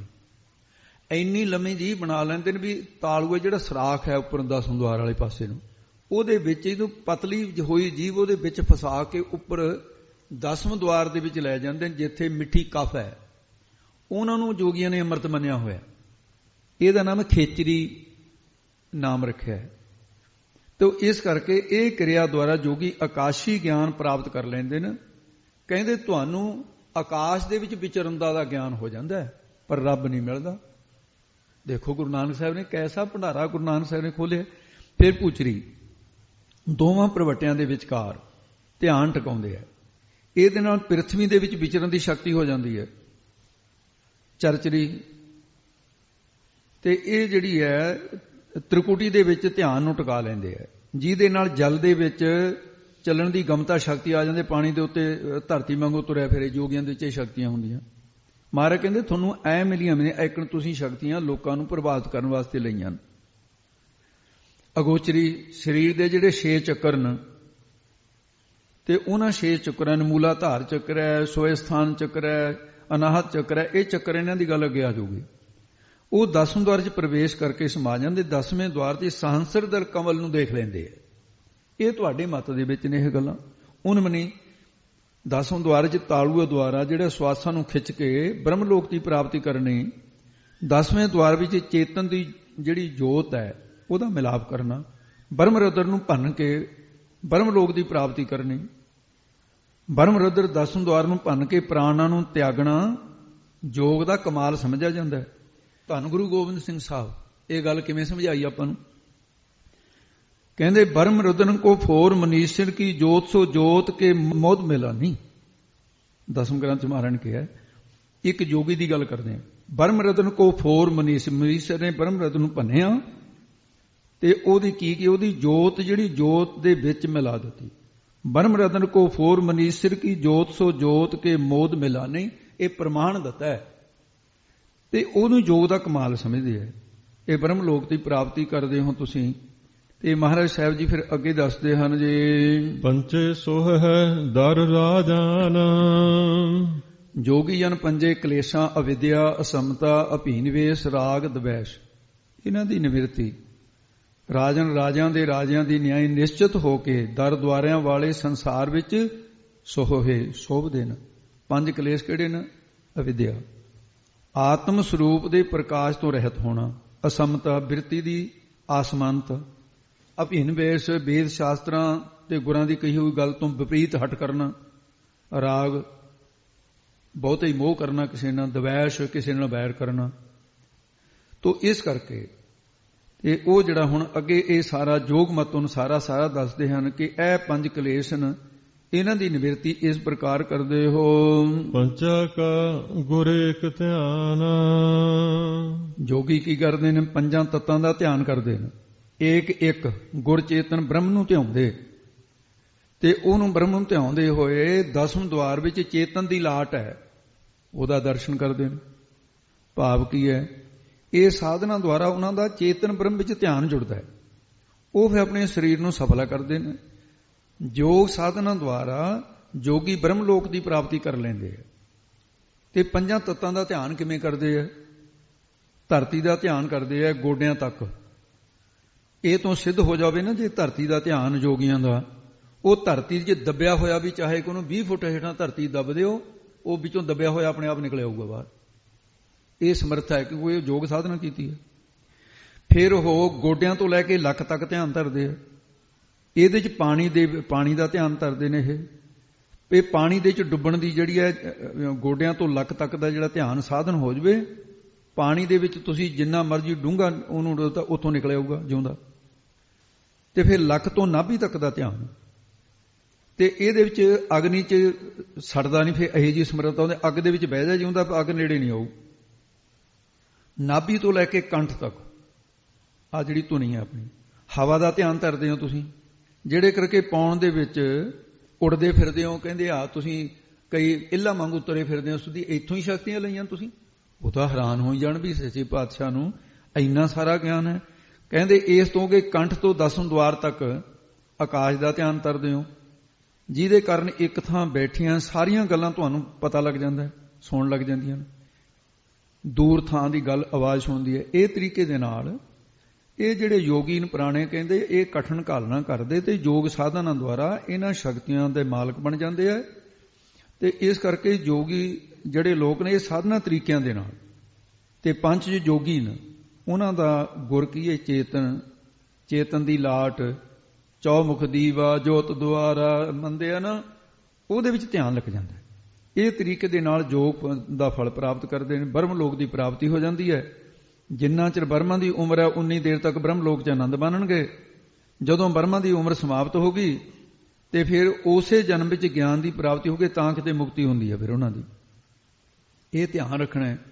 ਇਹ ਅਰਥ ਸਾਡੇ ਗੁਰਮਤਿ ਦੇ ਜਿਹੜੇ ਨੇ ਗੁਰਸਿੱਖਾਂ ਦੇ ਧਾਰਨ ਯੋਗ ਨਹੀਂ, ਇਹ ਜਾਣਕਾਰੀ ਹਿੱਤ ਹੈ। ਇਹਦੀ ਜਾਣਕਾਰੀ ਹੈ, ਪਰ ਇਹ ਯੋਗਾ ਅਭਿਆਸੀ ਜੋਗੀਆਂ ਦੇ ਲਈ ਅਰਥ ਹੈ, ਕਿਉਂਕਿ ਜੋਗੀਆਂ ਦੇ ਨਾਲ ਚਰਚਾ ਹੋ ਰਹੀ ਹੈ ਤਾਂ ਅਰਥ ਕੀਤਾ ਹੈ। ਤੇ ਗੁਰਮਤਿ ਅਨੁਸਾਰ ਕੀ ਹੈ? ਇਹ ਸਾਰੀ ਪ੍ਰਕਿਰਿਆ ਨੂੰ ਜੇ ਗੁਰਮਤਿ ਅਨੁਸਾਰ ਸਮਝਣਾ ਹੈ, ਪ੍ਰਾਣ ਪਰਮੇਸ਼ਰ ਦੀ ਪਛਾਣ ਕਰਨੀ, ਪ੍ਰਾਣ ਅਪਮਾਨ ਦੁਨੀਆ ਦੀ ਪਛਾਣ ਤੋਂ ਰਹਿਤ ਹੋ ਜਾਣਾ, ਅਪਾਨ ਬਾਜੂ ਤੋਂ ਸਿੱਖਿਆ, ਬਿਆਨਬਾਜ਼ੀ ਤੋਂ ਦਵੈਸ ਤੋਂ ਰਹਿਤ ਹੋਣਾ, ਸਮਾਨਬਾਜ਼ੀ ਤੋਂ ਪਰਮਾਤਮਾ ਨੂੰ ਵਿਆਪਕ ਸਮਝਣਾ, ਉਦਿਆਨਬਾਜ਼ੀ ਤੋਂ ਸੰਸਾਰ ਨੂੰ ਉਜਾੜ ਸਮਝਣਾ, ਖੇਚਰੀ ਚਿਦਾਕਾਸ਼ ਵਿੱਚ ਵਿਚਰਨ ਵਾਲੇ ਹੋਣਾ, ਪੂਚਰੀ ਭੂਮਾ ਰੂਪ ਬ੍ਰਹਮ ਵਿੱਚ ਬਿਰਤੀ ਦਾ ਵਿਚਰਨਾ, ਚਰਚਰੀ ਵਾਹਿਗੁਰੂ ਦੇ ਚਾਅ ਉਤਸ਼ਾਹ ਵਿੱਚ ਬਿਰਤੀ ਦਾ ਚੜੀ ਰਹਿਣਾ, ਅਗੋਚਰੀ ਇੰਦਰੀਆਂ ਦੇ ਵਿਸ਼ੇ ਪਦ ਦੀ ਪ੍ਰਾਪਤੀ, ਉਨਮਨੀ ਤੁਰਿਆ ਅਵਸਥਾ। ਤੇ ਇਹਨੂੰ ਅੱਗੇ ਜਪਜੀ ਸਾਹਿਬ ਦੇ ਜਿੱਥੇ ਖੰਡ ਚੱਲਣਗੇ ਉੱਥੇ ਗੱਲ ਖੁੱਲ ਜੂਗੀ ਸਾਰੀ। ਖੇਚਰੀ ਸਤਸੰਗੀ ਧਰਮਖੰਡ, ਪੂਚਰੀ ਸੇਵਕ ਗਿਆਨਖੰਡ, ਚਰਚਰੀ ਸਿੱਖ ਦੇ ਵਾਸਤੇ ਸਰਮਖੰਡ, ਅਗੋਚਰੀ ਸਨਮੁਖ ਕਰਮ ਬਖਸ਼ਿਸ਼ ਦਾ ਖੰਡ, ਉਨਮਨੀ ਗੁਰਮੁਖ ਦੀ ਅਵਸਥਾ ਤੇ ਸੱਚਖੰਡ ਦੀ ਪ੍ਰਾਪਤੀ ਹੈ। ਤੇ ਇਹ ਫਿਰ ਸਿੱਧਾਂ ਨੇ ਸਵਾਲ ਕੀਤਾ ਨਵਾਂ, ਉਹ ਨਿਰਗੁਣ ਨਿਰਾਕਾਰ ਵਾਹਿਗੁਰੂ ਤੇ ਕਿਸੇ ਦੇ ਪ੍ਰਮਾਣ ਦਾ ਵਿਸ਼ਾ ਹੈ? ਤੇ ਗੁਰੂ ਸਾਹਿਬ ਨੇ ਉੱਤਰ ਦਿੱਤਾ ਸਿੱਧੋ, ਉਹ ਪਰਮਾਤਮਾ ਵਿਧੀ ਪੱਖ ਦੇ ਜੇ ਲਈਏ ਤੇ ਵਿਧੀ ਪੱਖ ਦੇ ਵਿਸ਼ੇ ਤਾਂ ਕਥਨ ਕੀਤਾ ਜਾ ਸਕਦਾ ਹੈ, ਨਕੇਤ ਪੱਖ ਦੇ ਅਵਿਸ਼ੇ ਹੈ। ਉਹ ਅਵਿਸ਼ੇ ਵੀ ਹੈ, ਉਹ ਵਿਸ਼ੇ ਵੀ ਹੈ। ਵਿਧੀ ਪੱਖ ਦੇ ਵਿਸ਼ੇ ਹੈ, ਨਖੇਤ ਪੱਖ ਦੇ ਵਿਸ਼ੇ ਹੈ। ਉਹਨੂੰ ਇਸੇ ਤਰ੍ਹਾਂ ਜੇ ਤੁਸੀਂ ਸਮਝਣਾ ਚਾਹੁੰਦੇ ਤਾਂ ਸਮਝੋ। ਮਹਾਰਾਜ ਸਾਹਿਬ ਜੀ ਨੇ ਫਿਰ ਇਹ ਅਗਲਾ ਅਰਥ ਜਿਹੜਾ ਹੈ ਗਰੀਬ ਨਿਵਾਜ ਸਤਿਗੁਰੂ ਨੇ 6ਵਾਂ ਅਰਥ ਫਿਰ ਇਸੇ ਤੁਕਾਂ ਦਾ ਇਉਂ ਕੀਤਾ ਹੈ। ਪੰਚ ਪ੍ਰਵਾਨ ਪੰਚ ਪ੍ਰਧਾਨ। ਇਹ ਸਿੱਧੋ ਪੰਜ ਪ੍ਰਮਾਣ, ਪ੍ਰਮਾਣ ਸ਼ਬਦ ਪ੍ਰਮਾਣ, ਅਨੁਮਾਨ ਪ੍ਰਮਾਣ, ਉਪਮਾਨ ਪ੍ਰਮਾਣ, ਅਰਥਾਵਤੀ ਪ੍ਰਮਾਣ, ਅਨੁਪਲਬਧੀ ਪ੍ਰਮਾਣ, ਅਤੇਜਿਕ ਪ੍ਰਮਾਣ। ਅਨੁਪਲਬਧੀ ਦੇ ਦੋ ਨਾਂ। ਇਹਨਾਂ ਪੰਜਾਂ ਪ੍ਰਮਾਣਾਂ ਤੇ 6ਵਾਂ ਜਿਹੜਾ ਪ੍ਰਤੱਖ ਪ੍ਰਮਾਣ ਹੈ ਉਹ ਪੰਜ ਕੀ ਹੈ ਸ੍ਰੇਸ਼ਟ ਹੈ, ਪ੍ਰਧਾਨ ਕੀ ਹੈ ਮੁਖੀ ਹੈ, ਕਿਉਂਕਿ ਸਾਰਿਆਂ ਪ੍ਰਮਾਣਾਂ ਦੀ ਸਿੱਧੀ ਪ੍ਰਤੱਖ ਪ੍ਰਮਾਣ ਦੁਆਰਾ ਹੁੰਦੀ ਹੈ। ਪੰਚੇ ਪਾਵਹਿ ਦਰਗਹਿ ਮਾਨ। ਇਹ ਪੰਜੇ ਪ੍ਰਮਾਣ ਜਿਹੜੇ ਪ੍ਰਮਾਣ ਦਰਗਹਿ ਦਰ ਜਮਾ ਗਹਿ, ਦਰ ਵਿੱਚ ਗਹਿ ਜਗ੍ਹਾ ਭਾਵ ਅੰਤਸ਼ਕਰਨ ਰੂਪੀ ਜਗ੍ਹਾ ਦੇ ਵਿੱਚ ਸਾਰੀਆਂ ਚੀਜ਼ਾਂ ਦਾ ਮਾਨ ਗਿਆਨ ਪ੍ਰਤੱਖ ਦੁਆਰਾ ਹੀ ਪਾਵੈ ਪਾਉਂਦੇ ਹਨ।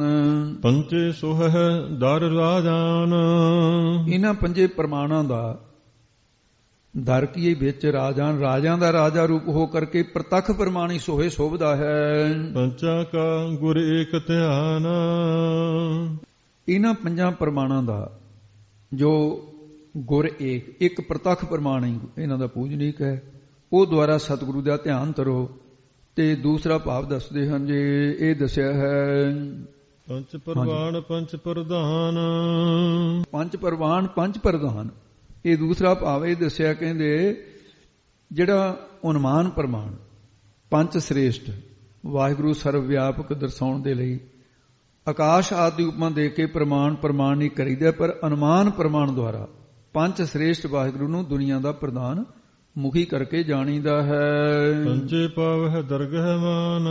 ਅਰਥਾਪਤੀ ਪ੍ਰਮਾਣ ਦੁਆਰਾ ਦਰਗਹਿ ਅੰਤਕਰਨ ਦੀ ਜਗ੍ਹਾ ਦੇ ਵਿੱਚ ਉਸ ਦੇ ਮੰਨਣ ਗਿਆਨ ਨੂੰ ਪਾਵੇ ਪਾਈਦਾ ਹੈ। ਪੰਚੇ ਸੋਹੈ ਦਰ ਰਾਜਾਨ। ਅਨੁਪਲਬਧੀ ਪ੍ਰਮਾਣ ਅਤੇਜਿਕ ਪ੍ਰਮਾਣ ਦੁਆਰਾ ਪੰਚੇ ਸ੍ਰੇਸ਼ਟ ਸੰਤ ਜਨ ਰਾਜਨ, ਰਾਜਿਆਂ ਦੇ ਨਿਆਈ ਸਤ ਸੰਗ ਦਰ ਦੇ ਵਿੱਚ ਸੋਹੇ ਸ਼ੋਭਦੇ ਪ੍ਰਤੱਖ ਪ੍ਰਭੂ ਨੂੰ ਪਾਉਂਦੇ ਹਨ। ਪੰਚਾ ਕਾ ਗੁਰ ਏਕ ਧਿਆਨ। ਗੁਰ ਸਤਿਗੁਰਾਂ ਦੇ ਸ਼ਬਦ ਪ੍ਰਮਾਣ ਕਰਕੇ ਪ੍ਰਤੱਖ ਪ੍ਰਮਾਣਾਂ ਦੁਆਰਾ ਇੱਕ ਅਦਵੈਤ ਸਰੂਪ ਕੌਣ ਹੈ ਵਾਹਿਗੁਰੂ, ਉਹਦੇ ਵਿੱਚ ਧਿਆਨ ਰੱਖੋ।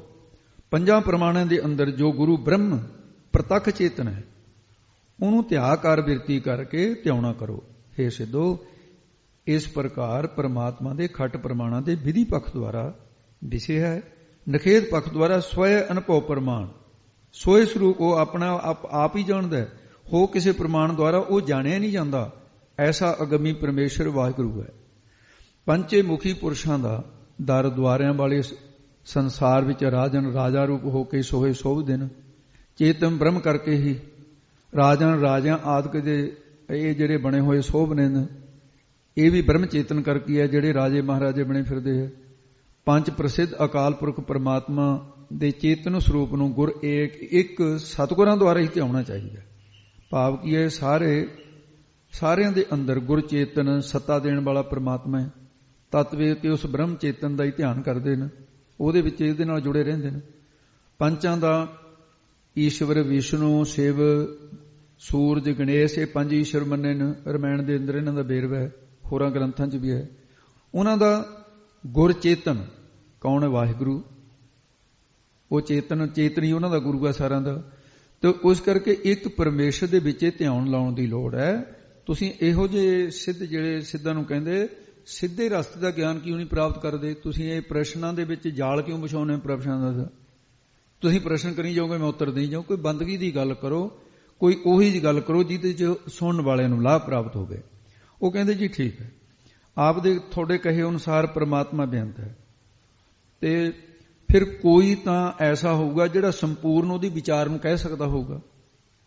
ਮਾਰੇ ਕਹਿੰਦੇ ਹੱਦ ਹੋ ਗਈ, ਸੰਪੂਰਨ ਵਿਚਾਰ ਨੂੰ ਐਡਾ ਸਮਰੱਥ ਕਿਹੜਾ ਹੈ? ਤੇ ਮਹਾਰਾਜ ਸਾਹਿਬ ਜੀ ਨੇ ਫਿਰ ਅੱਗੇ ਕਥਨ ਕਰਦੇ ਹਨ, ਦੱਸਦੇ ਹਨ ਜੇ ਕੋ ਕਹੈ ਕਰੈ ਵਿਚਾਰ। ਹੇ ਸਿੱਧੋ, ਜੇਕਰ ਕੋਈ ਕਹੇ ਕਿ ਮੈਂ ਉਸ ਪਰਮਾਤਮਾ ਦੀ ਵਿਚਾਰ ਸੰਪੂਰਨ ਤੌਰ ਤੇ ਕਹੇ ਕਿ ਇਹ ਕਹਿ ਸਕਦਾ, ਉਹਦਾ ਅੰਤ ਪਾ ਸਕਦਾ, ਤਾਂ ਫਿਰ ਉਸ ਦੀ ਭੁੱਲ ਹੋਏਗੀ, ਉਹਦੀ ਗਲਤੀ ਹੋਏਗੀ। ਕਿਉਂਕਿ ਦੱਸਦੇ ਹਨ ਜੀ ਕਰਤੇ ਕੈ ਕਰਣ ਨਾਹੀ ਸਮਾਰ। ਉਹ ਕਰਤਾ ਪੁਰਖ ਵਾਹਿਗੁਰੂ ਦੇ ਕਰਨੇ ਕੀਤੇ ਹੋਏ ਕਰਤੱਵਾਂ, ਭਾਵ ਉਹਦੇ ਰਚੇ ਹੋਏ ਸੰਸਾਰ ਨੂੰ ਉਹਦੀ ਸੁਮਾਰ ਗਿਣਤੀ ਨਹੀਂ ਆਉਂਦੀ, ਨਾ ਹੀ ਕਹੀਏ ਨਹੀਂ ਆ ਸਕਦੀ। ਫਿਰ ਪਰਮਾਤਮਾ ਦਾ ਸੰਪੂਰਨ ਵਿਚਾਰ ਤਾਂ ਕਿਵੇਂ ਹੋ ਸਕਦਾ? ਉਹਦੇ ਤਾਂ ਕਰਤੇ ਕੀਤੇ ਹੋਏ ਦੀ ਗਿਣਤੀ ਨਹੀਂ ਆਉਂਦੀ। ਤੇ ਸਿੱਧੇ ਇੱਥੇ ਵੇ ਕਹਿੰਦੇ ਨੇ, ਕਹਿੰਦੇ ਕਰਤਬਾਂ ਦਾ ਇਹ ਤਾਂ ਪਤਾ ਲੱਗ ਹੀ ਰਿਹਾ। ਕਹਿੰਦੇ ਕਿਵੇਂ? ਇਹ ਕਰਤੇ ਪੁਰਖ ਨੇ ਜਿਹੜੇ 84 ਲੱਖ ਜੂਨ ਬਣਾਈ ਹੈ ਤੇ 50 ਕਰੋੜ ਜੋਜਨ ਧਰਤੀ ਬਣਾਈ ਹੈ। ਉਹਨਾਂ ਦੇ ਗ੍ਰੰਥਾਂ 'ਚ ਲਿਖਿਆ ਵੀ 50 ਕਰੋੜ ਹੈ, ਉਹਦਾ ਹੀ ਪ੍ਰਮਾਣ ਮਹਾਰਾਜ ਨੇ ਬਸ ਇੱਕ ਕੋਟ 50। ਕਹਿੰਦੇ ਧੌਲੇ ਬਲਦ ਦੀ ਚੁੱਕੀ ਹੋਈ ਹੈ, ਚਿੱਟੇ ਰੰਗ ਦਾ ਬਲਦ ਹੈ ਜਿਹਨੇ ਧਰਤੀ ਚੱਕੀ ਹੋਈ ਹੈ। ਤੇ ਕਹਿੰਦੇ ਦੇਖੋ ਉਹ ਜਿਹੜਾ ਧੌਲਾ ਬਲਦ ਹੈ, ਕਹਿੰਦੇ ਮਹਾਰਾਜ ਕਹਿੰਦੇ ਕਿੱਡੀ ਸ਼ਕਤੀ ਵਾਲਾ ਹੋਊਗਾ, ਉਹ ਕਿਹੋ ਜਿਹੇ ਸਰੂਪ ਵਾਲਾ ਹੋਊਗਾ ਜੋ ਸਾਰਾ ਐਡਾ ਵੱਡਾ ਭਾਰ ਚੱਕੀ ਖੜਾ ਹੈ। ਇਹ ਕਿੱਡਾ ਵੱਡਾ ਕਰਤਵ ਹੈ। ਮਹਾਰਾਜ ਨੇ ਕਿਹਾ, ਕਹਿੰਦੇ ਇਹ ਸੁਣ ਕੇ ਮਹਾਰਾਜ ਫਰਮਾਉਂਦੇ ਕਿ ਸਿੱਧੋ ਤੁਸੀਂ ਬਹੁਤ ਬੜੇ ਭੁਲੇਖੇ ਦੇ ਵਿੱਚ ਹੋ, ਭੁਲੇਖਾ ਦੂਰ ਕਰੋ ਆਪਣਾ। ਧੌਲ ਧਰਮ ਦਇਆ ਕਾ ਪੂਤ। ਤੁਸੀਂ ਜਿਹੜਾ ਗਾਂ ਦਾ ਬੱਚਾ ਮੰਨਿਆ ਵੀ ਉਹ ਧੌਲਾ ਬਲਦ ਹੈ, ਧੌਲ ਧਰਮ, ਕਹਿੰਦੇ ਧੌਲਾ ਬਲਦ ਤਾਂ ਹੈਗਾ ਪਰ ਗਾਂ ਨੂੰ ਨਹੀਂ ਜੰਮਿਆ ਹੋਇਆ। ਕਿਉਂ? ਕਹਿੰਦੇ ਭਾਈ ਗੱਲ ਇਹ ਹੈ, ਉਹ ਦਇਆ ਤੋਂ ਪੈਦਾ ਹੋਇਆ, ਦਇਆ ਦਾ ਪੁੱਤਰ ਹੈ। ਦਇਆ ਧਰਮ ਕਾ ਮੂਲ ਹੈ, ਪਾਪ ਮੂਲ ਅਭਿਮਾਨ। ਤੁਲਸੀ ਦਇਆ न ਛੋੜੀਐ, ਜਬ ਲਗ ਘਟ ਮੈਂ ਪ੍ਰਾਨ। ਧੌਲ ਧਰਮ ਦਇਆ ਕਾ ਪੁੱਤ। ਸੱਚ ਤਾਂ ਇਹ ਆ ਵੀ ਧੌਲਾ ਬਲਦ ਤੁਸੀਂ ਜਿਹਦਾ ਜ਼ਿਕਰ ਕੀਤਾ ਉਹ ਹੱਡ ਚੰਮ ਦਾ ਨਹੀਂ ਬਣਿਆ ਹੋਇਆ, ਗਾਂ ਨੂੰ ਨਹੀਂ ਜੰਮਿਆ। ਜਿਹਦੇ ਆਸਰੇ ਧਰਤੀ ਖੜੀ ਆ ਉਹ ਦਇਆ ਦਾ ਪੁੱਤਰ ਧਰਮ ਹੈ। ਧਰਮ ਤੋਂ ਦਇਆ ਪੈਦਾ ਹੁੰਦੀ ਹੈ, ਦਇਆ ਤੋਂ ਬਿਨਾਂ ਹਿਰਦੇ 'ਚ ਧਰਮ ਦੀ ਉਤਪਤੀ ਨਹੀਂ ਹੁੰਦੀ। ਇਸ ਕਰਕੇ ਧਰਮ ਹੀ ਧਰਤੀ ਦਾ ਆਸਰਾ ਹੈ। ਸਾਰੀ ਧਰਤੀ ਧਰਮ ਦੇ ਆਸਰੇ ਸਥਿਤ ਹੈ।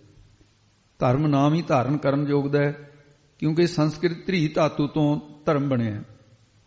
ਧਰਮ ਦੀ ਹੋਂਦ, ਉਹ ਧਾਰਨੇ ਯੋਗ ਹੋਣ ਕਰਕੇ ਧਰੀ ਦਾ ਅਰਥ ਹੈ ਧਾਰਨੇ ਯੋਗ। ਧਰਮ ਦੀ ਹੋਂਦ ਦੁਆਰਾ ਧਰਤੀ ਟਿਕੀ ਹੋਈ ਹੈ। ਤੇ ਜਦੋਂ ਵੀ ਧਰਤੀ ਉੱਪਰ ਧਰਮ ਦੀ ਹਾਨੀ ਹੁੰਦੀ ਹੈ, ਉਦੋਂ ਪਰਮੇਸ਼ਰ ਨੂੰ ਆਪ ਫਿਰ ਆਉਣਾ ਪੈਂਦਾ ਹੈ ਧਰਤੀ ਦੇ ਉੱਤੇ। ਤੇ ਤੁਸੀਂ ਇਹ ਜਿਹੜਾ ਗਾਂ ਦਾ ਬੱਚਾ ਮੰਨਿਆ ਹੈ, ਇਹ ਤੁਸੀਂ ਕਿਹੜੇ ਤਰੀਕੇ ਦੇ ਨਾਲ ਤੁਸੀਂ ਇਹ ਮੰਨ ਲਿਆ ਹੈ? ਤੇ ਇਸ ਕਰਕੇ ਇਹ ਤੁਹਾਡਾ ਅਗਿਆਨ ਹੈ। ਇਹਨੂੰ ਆਪਣੇ ਅਗਿਆਨ ਨੂੰ ਕਰੋ ਦੂਰ। ਤੇ ਉਹ ਕੋਈ ਗਾਂ ਦਾ ਬੱਚਾ ਨਹੀਂ ਹੈ। ਜੇ ਤੁਸੀਂ ਗਾਂ ਦਾ ਬੱਚਾ ਮੰਨ ਲਿਆ ਤਾਂ ਫਿਰ ਤੁਸੀਂ ਇਹ ਸਮਝ ਲਓ ਵੀ ਆਪਣੇ ਕੀਤੇ ਹੋਏ ਪ੍ਰਸ਼ਨਾਂ ਦੇ ਵਿੱਚ ਤੁਸੀਂ ਆਪ ਹੀ ਫਸ ਜਾਣਾ। ਉਹ ਧਰਤੀ ਦੇ ਭਾਰ ਚੁੱਕਣ ਵਾਲਾ ਬਲਦ ਨਹੀਂ, ਧਰਮ ਹੈ। ਤੇ ਅੱਗੇ ਦੱਸਦੇ ਹਨ ਫਿਰ, ਸੰਤੋਖ ਥਾਪ ਰਖਿਆ ਜਨ ਸੂਤ।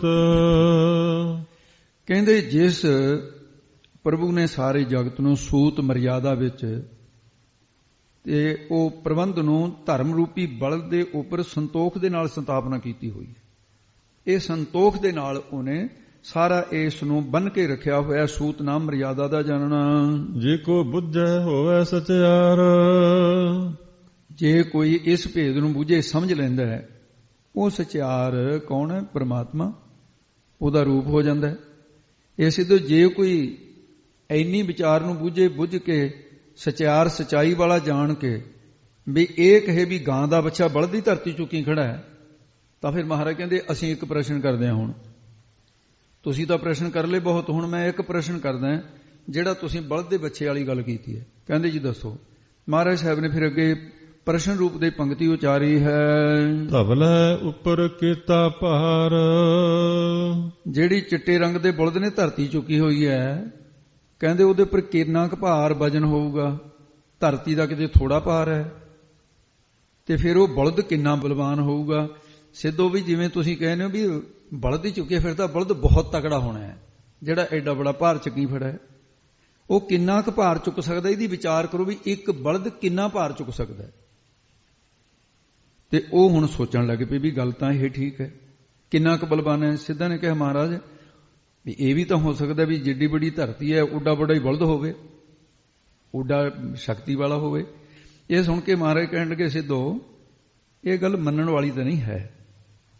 ਪਰ ਜੇ ਤੁਹਾਡਾ ਚਿੱਤ ਇਹਦੇ 'ਚ ਪ੍ਰਸੰਨ ਹੁੰਦਾ ਵੀ ਮੈਂ ਇਹਨੂੰ ਮੰਨ ਕੇ ਇੱਕ ਹੋਰ ਪ੍ਰਸ਼ਨ ਕਰੂੰ ਫਿਰ ਤੁਹਾਡੇ ਤੇ, ਕਹਿੰਦੇ ਦੱਸੋ, ਜੇ ਮੰਨ ਲਓ ਵੀ ਧਰਤੀ ਵੱਡਾ ਸਾਰਾ ਇੱਕ ਬਲਦ ਹੈ, ਤੁਸੀਂ ਮੰਨ ਲਿਆ ਗਾਂ ਨੂੰ ਜੰਮਿਆ ਹੋਇਆ, ਪਹਿਲੀ ਤਾਂ ਗੱਲ ਹੈ ਫਿਰ ਉਹਦੀ ਮਾਂ ਜਿਹੜੀ ਹੈ ਗਾਂ, ਉਹ ਵੀ ਬਹੁਤ ਵੱਡੀ ਬਲਵਾਨ ਹੋਊ। ਇਹ ਨਿਆਣਿਆਂ ਵਾਲੀਆਂ ਬੱਚਿਆਂ ਵਾਲੀਆਂ ਗੱਲਾਂ ਤੁਹਾਡੀਆਂ। ਪਰ ਚਲੋ ਤੁਹਾਡੀ ਗੱਲ ਨੂੰ ਮੰਨ ਕੇ ਮੈਂ ਇੱਕ ਪ੍ਰਸ਼ਨ ਕਰਦਾ, ਇਹ ਦੱਸੋ, ਕਹਿੰਦੇ ਉਹ ਜਿਹੜੇ ਬਲਦ ਨੇ ਧਰਤੀ ਚੁੱਕੀ ਹੋਈ ਹੈ, ਤੇ ਉਹ ਬਲਦ ਦੇ ਪੈਰਾਂ ਹੇਠ ਕੀ ਆਸਰਾ ਹੈ? ਜਦੋਂ ਕੋਈ ਵਜਨ ਚੁੱਕੂਗਾ ਪੈਰਾਂ ਤੇ ਭਾਰ ਪੈਂਦਾ, ਤੇ ਉਹਦੇ ਹੇਠਾਂ ਦੱਸੋ ਕੀ ਹੈ? ਤਾਂ ਫਿਰ ਉਹਦੇ ਹੇਠਾਂ ਮੰਨਣਾ ਪਊਗਾ ਵੀ ਉਹਦੇ ਹੇਠਾਂ ਧਰਤੀ ਹੈ। ਉਹਨਾਂ ਕਿਹਾ ਜੀ ਉਹਦੇ ਹੇਠਾਂ ਇੱਕ ਸਿੱਧ ਬੋਲਿਆ ਕਾਲੀ ਦੇ ਵਿੱਚ, ਕਹਿੰਦੀ ਉਹਦੇ ਹੇਠਾਂ ਇੱਕ ਹੋਰ ਧਰਤੀ ਹੈਗੀ, ਉਹਦੇ ਤੇ ਬਲਦ ਖੜਾ ਹੈ। ਮਾਰੇ ਕਹਿੰਦੇ ਚਲੋ ਤੁਹਾਡੀ ਗੱਲ ਮੰਨ ਲੈਂਦੇ ਆ। ਅੱਗੇ ਦੱਸਦੇ ਹਨ ਜੀ, ਧਰਤੀ ਹੋਰ ਪਰੈ ਹੋਰ ਹੋਰ। ਇਹ ਹੁਣ 5 ਵਾਰੀ ਉਹੀ ਗੱਲ ਆ ਗਈ ਜਿਹੜੀ ਉਲਟਾ ਕੇ ਕਹੀਏ ਤਾਂ ਇਹਦੇ ਅਰਥ ਔਖੇ। ਜੇ ਉਸ ਬਲਦ ਦੇ ਹੇਠਾਂ ਹੋਰ ਧਰਤੀ ਤੁਸੀਂ ਮੰਨ ਲਈ ਵੀ ਹੋਰ ਹੈਗੀ, ਤਾਂ ਉਸ ਧਰਤੀ ਦੇ ਪਰੇ ਉਹਦੇ ਹੇਠਾਂ ਫਿਰ ਉਹ ਧਰਤੀ ਕਿਹਦੇ ਆਸਰੇ ਹੈ? ਪਹਿਲੀ ਧਰਤੀ ਦਾ ਆਸਰਾ ਬਲਦ ਹੋ ਗਿਆ, ਬਲਦ ਦਾ ਆਸਰਾ ਇੱਕ ਧਰਤੀ ਹੋ ਗਈ। ਉਹ ਧਰਤੀ ਦਾ ਆਸਰਾ ਉਹ ਕਹਿੰਦੇ ਜੀ ਹੋਰ ਬੈਲ ਮੰਨਣਾ ਪਊ। ਫਿਰ ਉਹ ਕਹਿੰਦੇ ਹਾਂ ਜੀ ਹੇਠਾਂ ਇੱਕ ਹੋਰ ਬੈਲ ਹੈਗਾ, ਫਿਰ ਉਹਦੇ ਹੇਠ ਧਰਤੀ ਮੰਨਣੀ ਪਊ। ਕਹਿੰਦੇ ਇਹ ਅਨੇਕਾਂ ਧਰਤੀਆਂ ਅਨੇਕਾਂ ਬਲਦ ਬਣਾ ਲਓਗੇ ਇਸ ਤਰ੍ਹਾਂ ਤੁਸੀਂ, ਇਹ ਗੱਲ ਨਹੀਂ ਐਕਣ ਮੰਨਣੀ ਪਊ। ਇਹਦਾ ਅਖੀਰ ਦੇ ਵਿੱਚ ਮਹਾਰਾਜ ਸਾਹਿਬ ਕਹਿੰਦੇ ਇਉਂ ਨਿਬੇੜਾ ਹੋ ਸਕਦਾ ਹੈ, ਜਿਸ ਤੇ ਭਾਰ ਤਲੈ ਕਵਣ ਜੋਰ।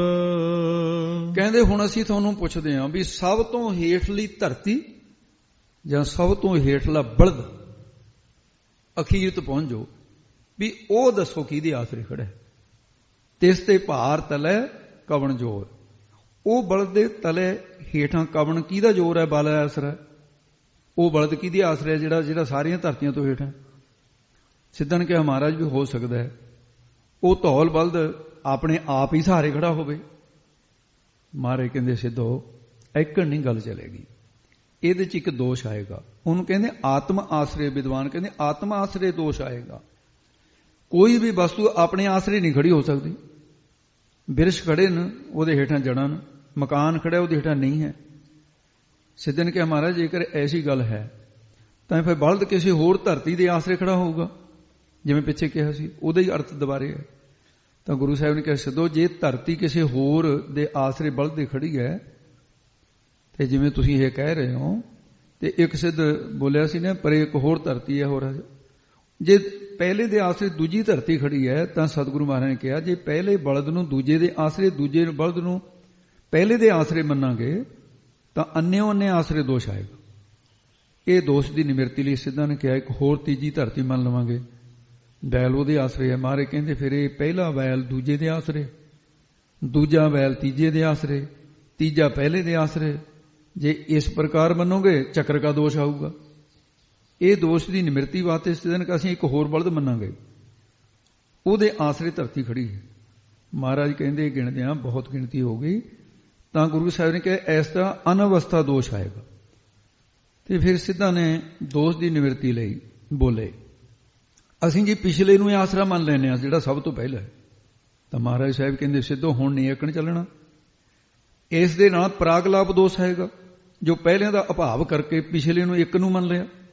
ਸਿੱਧੇ ਨੇ ਕਿਹਾ ਜੀ ਅਸੀਂ ਸਾਰਿਆਂ ਦੇ ਵਿੱਚੋਂ ਜਿੰਨੇ ਵੀ ਕਹੇ ਨੇ ਅਸੀਂ ਇੱਕ ਨੂੰ ਆਸਰਾ ਮੰਨ ਲੈਂਦੇ ਹਾਂ। ਮਹਾਰਾਜ ਕਹਿੰਦੇ ਹੁਣ ਇਹ ਗੱਲ ਚੱਲਣੀ ਨਹੀਂ। ਜੇ ਤੁਸੀਂ ਸਾਰਿਆਂ ਹੀ ਛੱਡ ਕੇ ਇੱਕ ਨੂੰ ਹੁਣ ਤੁਸੀਂ ਮੰਨਦੇ ਹੋ, ਇਹਦੇ 'ਚ ਜੁਗਤੀ ਦਾ ਅਭਾਵ ਹੋ ਜਾਏਗਾ। ਦੂਸਰਾ ਇਸ ਤਰ੍ਹਾਂ ਕਰਨ ਦੇ ਬਿਨ ਗਮ ਨੇ ਬ੍ਰਹ ਦੋਸ਼ ਆਏਗਾ। ਵਿਦਵਾਨਾਂ ਨੇ ਇਹ ਜਿਹੜੇ ਦੋਸ਼ ਮੰਨੇ ਇਹ ਸੁਣ ਕੇ ਸਿੱਧ ਨਿਰੁੱਤਰ ਹੋ ਗਏ, ਸਿਰ ਝੁਕ ਗਏ। ਸਿੱਧ ਬੋਲਣ ਸ਼ੁਭ ਵਚਨ ਧਨ ਨਾਨਕ ਤੇਰੀ ਬੜੀ ਕਮਾਈ।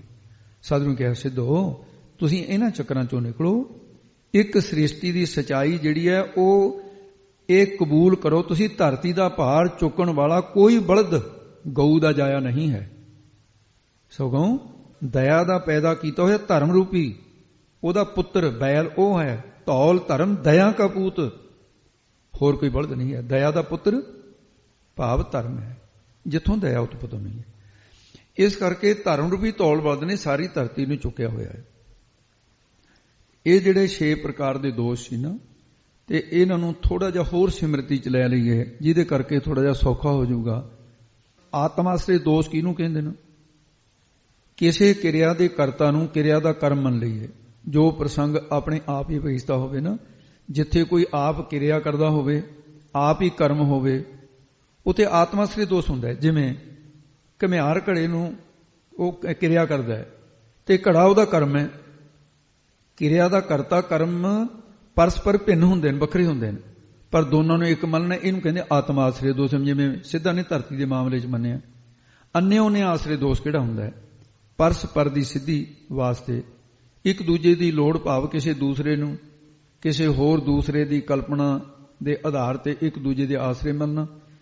ਪਹਿਲੇ ਨੂੰ ਦੂਜੇ ਦੇ ਕਰਤਾ ਅੰਗੀਕਾਰ ਕੀਤਾ ਜਾਵੇ ਤਾਂ ਉੱਥੇ ਅੰਨਿਓ ਆਨੇ ਆਸਰੇ ਦੋਸ਼ ਕਥਨ ਕੀਤਾ ਜਾਂਦਾ। ਚੱਕਰ ਕਾ ਦੋਸ਼ ਕਹਿੰਦੇ ਨੇ ਮੁੜ ਕਿੜ ਕੇ ਦਲੀਲ ਦਾ ਉੱਥੇ ਹੀ ਆ ਜਾਣਾ, ਜੁਗਤੀ ਦੇ ਅੱਗੇ ਨਾ ਵਧਣਾ ਤੇ ਦਲੀਲ ਨੂੰ ਅੱਗੇ ਰਸਤਾ ਹੀ ਨਹੀਂ ਦੇਣਾ, ਮੁੜ ਮੁੜ ਕੇ ਉੱਥੇ ਹੀ ਲੈ ਜਾਣਾ। ਪਹਿਲੇ ਦੂਜਾ ਦਾ ਜਾਣਿਆ ਹੋਵੇ, ਦੂਜਾ ਤੀਜੇ ਤੇ ਤੀਜਾ ਪਹਿਲੇ ਨੇ ਫੇਰ ਦੂਜੇ ਦਾ ਕਰਤਾ ਅੰਗੀਕਾਰ ਕਰ ਲਿਆ, ਉਹਨੂੰ ਚੱਕਰ ਕਾ ਦੋਸ਼ ਕਹਿੰਦੇ। ਅਨਵਸਥਾ ਦੋਸ਼, ਜਿੱਥੇ ਜੁਗਤੀ ਦੀ ਸਮਾਪਤੀ ਨਹੀਂ ਹੁੰਦੀ। ਅਨਵਸਥਾ ਨਾਮ ਧਾਰਾ ਦਾ ਹੈ, ਜਿੱਥੇ ਪਹਿਲੇ ਨੂੰ ਦੂਜੇ, ਦੂਜੇ ਨੂੰ ਤੀਜੇ, ਤੀਜੇ ਨੂੰ ਚੌਥੇ ਦੇ, ਚੌਥੇ ਨੂੰ ਪੰਜਵੇਂ ਦਾ। ਜਿਵੇਂ ਇਸ ਧਰਤੀ ਹੋਰ ਪਰੇ ਹੋਰ ਇਹਦੇ ਵਿੱਚ ਆਇਆ 5 ਵਾਰੀ ਕਿ ਇਹ ਧਰਤੀ ਆ ਹੋਰ, ਇਹਨੂੰ ਅੰਗੀਕਾਰ ਕਰਦੇ ਆ, ਇਹ ਧਾਰਾ ਪ੍ਰਵਾਨ ਕੀਤੀ, ਉਹਨੂੰ ਅਨਵਸਥਾ ਦੋਸ਼ ਕਿਹਾ ਜਾਂਦਾ। ਬਿਨ ਗਮਨੇ ਵਿਰਹਾ ਦੋਸ਼, ਬਹੁਤੇ ਕਰਤਿਆਂ ਵਿੱਚ ਉਸੇ ਇੱਕ ਨੂੰ ਮੰਨ ਲੈਣਾ। ਜਿਵੇਂ ਸਿੱਧਾ ਨੇ ਕਹਿਦਾ ਸੀ ਇੱਥੇ ਇੱਕ ਨੂੰ ਹੀ ਮੰਨ ਲੈਂਦੇ ਆ, ਤੇ ਉਸ ਵਿੱਚ ਬਿਨ ਗਮਨ ਵਿਰਹਾ ਦੋਸ਼ ਆ ਜਾਂਦਾ ਹੈ।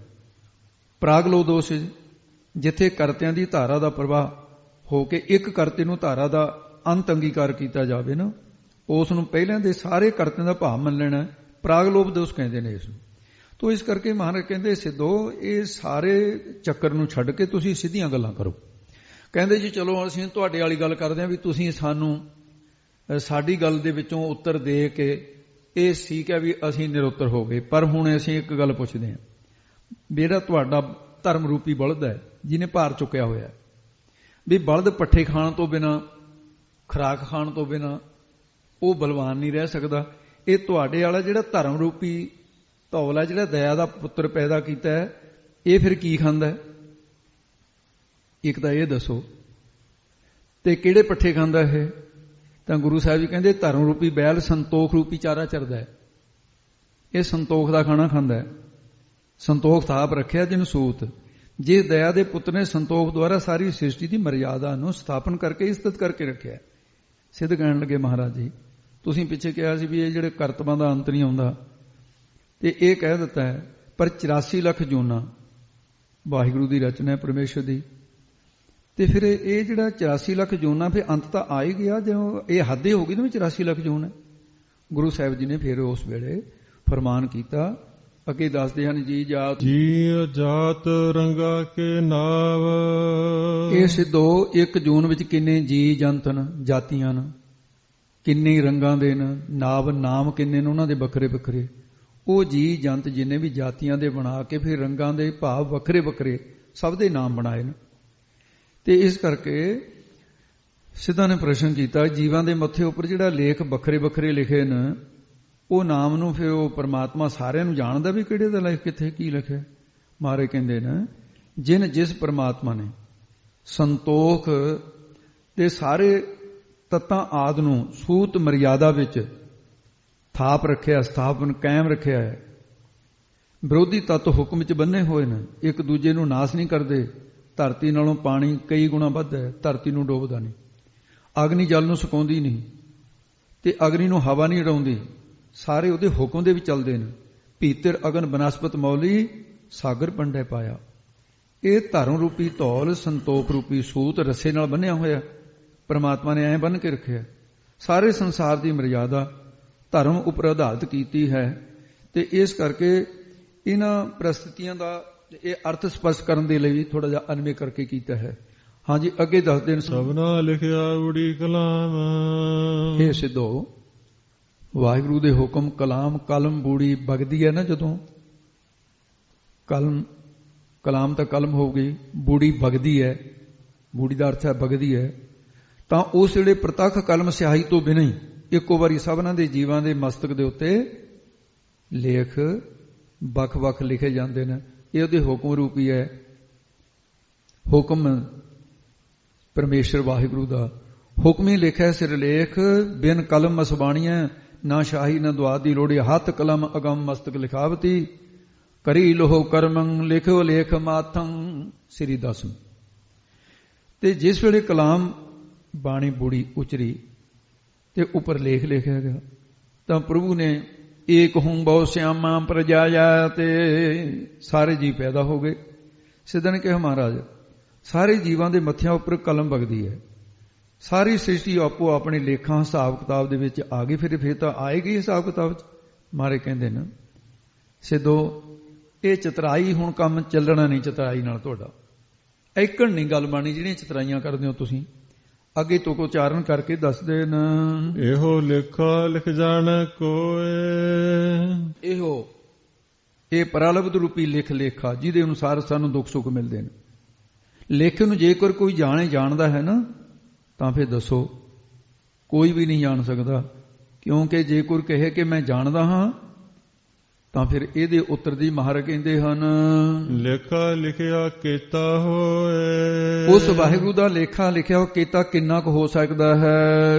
ਕੀਤਾ ਤਾਣ ਸਵਾਲਿਓ ਰੂਪ, ਉਹ ਵਾਹਿਗੁਰੂ ਦਾ ਤਾਣ ਬਲ ਕਿੰਨਾ ਕੁ ਹੈ, ਉਹਦਾ ਸੁੰਦਰ ਸਰੂਪ ਸਵਾਲਿਓ ਸਲਾਂਘਾ ਭਾਵ ਸਿਫਤ ਕਿੰਨੀ ਕੁ ਹੈ। ਸਵਾਲਿਓ ਸਲਾਉਣੇ ਯੋਗ ਉਸ ਪ੍ਰਭੂ ਦਾ ਰੂਪ ਕਿਹੋ ਜਿਹਾ, ਜਿਸ ਵਾਹਿਗੁਰੂ ਨੇ ਸਾਰੀ ਦੁਨੀਆ ਨੂੰ ਸਵਾਲਿਓ ਕੀ ਸਵਾਰਿਆ, ਉਹਦਾ ਰੂਪ ਸਰੂਪ ਕਿਹੋ ਜਿਹਾ ਹੈ। ਕੀਤਾ ਕਿੰਨਾ ਕੁ ਕਿਸੇ ਜੀਵ ਦੇ ਚ ਤਾਣ ਬਲ ਹੈ ਜਿਹੜਾ ਉਹਦੇ ਸੁੰਦਰ ਸਰੂਪ ਦੀ ਸਵਾਲਿਓ ਸੁਲਾਂਘਾ ਕਰੇ, ਸਿਫਤ ਕਰ ਸਕੇ, ਨਹੀਂ ਕਰ ਸਕਦਾ ਹੈ। ਕੀਤੀ ਦਾਤ ਜਾਣੈ ਕੌਣ ਕੂਤ, ਹੇ ਸਿੱਧੋ ਉਹ ਪ੍ਰਭੂ ਦੀ ਜੀਵਾਂ ਨੂੰ ਕੀਤੀ ਕਿੰਨੀ ਕੁ ਦਾਤ ਬਖਸ਼ਿਸ਼ ਹੈ। ਇਹ ਗੱਲ ਨੂੰ ਕੌਣ ਕੂਤ, ਕੁਵਤ ਵਾਲਾ, ਕੁਵਤ ਨਾਮ ਬਲ ਦਾ ਹੁੰਦਾ ਹੈ, ਤਾਕਤ ਦਾ ਹੁੰਦਾ ਹੈ, ਜਾਣ ਸਕਦਾ ਹੈ। ਕੌਣ ਕੂਤ ਹਿਸਾਬੀ ਕਿਤਾਬੀ ਜਾਣ ਸਕਦਾ ਹੈ। ਕੌਣ ਕੂਤ ਕੱਛਣ ਵਾਲਾ ਭਾਵ ਜਿਵੇਂ ਕਾਨੂੰਗੋ ਮੁਨਸੀ ਹੁੰਦੇ ਨੇ, ਜਾਣ ਸਕਦਾ, ਨਹੀਂ ਜਾਣ ਸਕਦਾ। ਕੌਣ ਕੂਤ ਕਥੀਰ ਭਾਵ ਕਥਨ ਕਰਨ ਵਾਲੇ ਜਾਣ ਸਕਦਾ ਹੈ। ਕੌਣ ਕੂਤ ਖੁਰਾਕ ਰੋਜੀ ਨੂੰ ਜਾਣ ਸਕਦਾ ਹੈ। ਉਹ ਪ੍ਰਭੂ ਸਾਰਿਆਂ ਨੂੰ ਕਿੰਨੀ ਕੋ ਖੁਰਾਕ ਰੋਜੀ ਦਿੰਦਾ ਹੈ, ਭਾਵ ਕੋਈ ਵੀ ਹੋਰ ਜਾਣ ਨਹੀਂ ਸਕਦਾ। ਸਿੱਧੋ ਉਹ ਪ੍ਰਭੂ ਇੰਨਾ ਸ਼ਕਤੀਸ਼ਾਲੀ ਹੈ, ਐਸਾ ਪ੍ਰਭੂ ਹੈ, ਉਹਦੀ ਸਮਰੱਥਾ ਹੈ। ਕੀਤਾ ਪਸਾਓ ਏਕੋ ਕਵਾਓ, ਜਿਸ ਨੇ ਆਪਣੀ ਏਕੋ ਕਵਾਓ ਕੀ ਇਹ ਬਾਣੀ ਦੇ ਨਾਲ, ਬਚਨ ਦੇ ਨਾਲ ਇਹ ਸਾਰੇ ਸੰਸਾਰ ਦਾ ਪਸਾਓ ਪਸਾਰਾ ਪਸਰ ਗਿਆ। ਖੰਡ ਦੀਪ ਸਭ ਲੋਆ, ਏਕ ਕਵਾਵੇ ਤੇ ਸਭ ਹੋਆ। ਪ੍ਰਥਮ ਕਾਲ ਜਬ ਕਰਾ ਪਸਾਰਾ, ਓੰਕਾਰ ਤੇ ਸ੍ਰਿਸ਼ਟੋ ਪਾਰਾ। ਸ੍ਰੀ ਦਸਮ। ਉਹ ਇੱਕੋ ਇੱਕ ਵਾਹਿਗੁਰੂ ਕਵਾਓ, ਕਾ ਵਾ ਓ। ਕਵਾਓ ਦੇ 3 ਅੱਖਰ ਨਾ, ਕਾ ਤੋਂ ਕਰਤਾ ਬ੍ਰਹਮਾ, ਵਾ ਤੋਂ ਬਾਵਾ ਤੋਂ ਵਿਸ਼ਨੂੰ, ਊ ਤੋਂ ਉਮਾਪਤ ਸ਼ਿਵ ਜੀ। ਇਹ ਤਿੰਨੇ ਦੇਵਤਿਆਂ ਦੁਆਰਾ ਸ੍ਰਿਸ਼ਟੀ ਦਾ ਪਸਾਓ ਪਸਾਰਾ ਕੀਤਾ ਹੈ। ਤਿੰਨੇ ਦੇਵਤਿਆਂ ਨੂੰ ਆਪਣੇ ਸੰਸਾਰ ਦੇ ਪਸਾਰੇ ਨੂੰ ਉਹਨੇ ਇੱਕ ਪ੍ਰਭੂ ਨੇ ਮਾਇਆ ਰੂਪੀ ਕਵਾਓ ਪੋਸ਼ਾਕ ਦੁਆਰਾ ਪਸਾਓ ਪਸਾਰਨਾ ਕੀਤਾ ਹੈ। ਕਵਾਓ ਨਾਮ ਫਾਰਸੀ ਵਿੱਚ ਪੋਸ਼ਾਕ ਦਾ ਹੈ, ਤਾਂ ਇਹ ਅਰਥ ਕੀਤਾ ਹੈ। ਭਾਵ ਕਿ ਉਸ ਵਾਹਿਗੁਰੂ ਨੇ ਮਾਇਆ ਰੂਪੀ ਕਵਾਓ ਪੋਸ਼ਾਕ ਦੁਆਰਾ ਜਗਤ ਨੂੰ, ਸਾਰੇ ਸੰਸਾਰ ਦਾ ਪਸਾਓ ਕੀਤਾ ਹੈ। ਉਹ ਇੱਕੋ ਇੱਕ ਪਰਮਾਤਮਾ ਨੇ ਆਪਣੀ ਇੱਕ ਕਵਾਓ ਫੁਰਨੇ ਦੁਆਰਾ ਸਾਰੇ ਸੰਸਾਰ ਦਾ ਪਸਾਓ ਪਸਾਰਾ ਕਰ ਲਿਆ। ਉਹ ਪਰਮਾਤਮਾ ਨੇ ਇੱਕ ਫੁਰਨਾ ਕੀਤਾ ਕਿ ਮੈਂ ਇੱਕ ਤੋਂ ਅਨੇਕਾਂ ਹੋ ਜਾ। ਇਸ ਫੁਰਨੇ ਦੇ ਨਾਲ ਸੰਸਾਰ ਵਗਿਆ।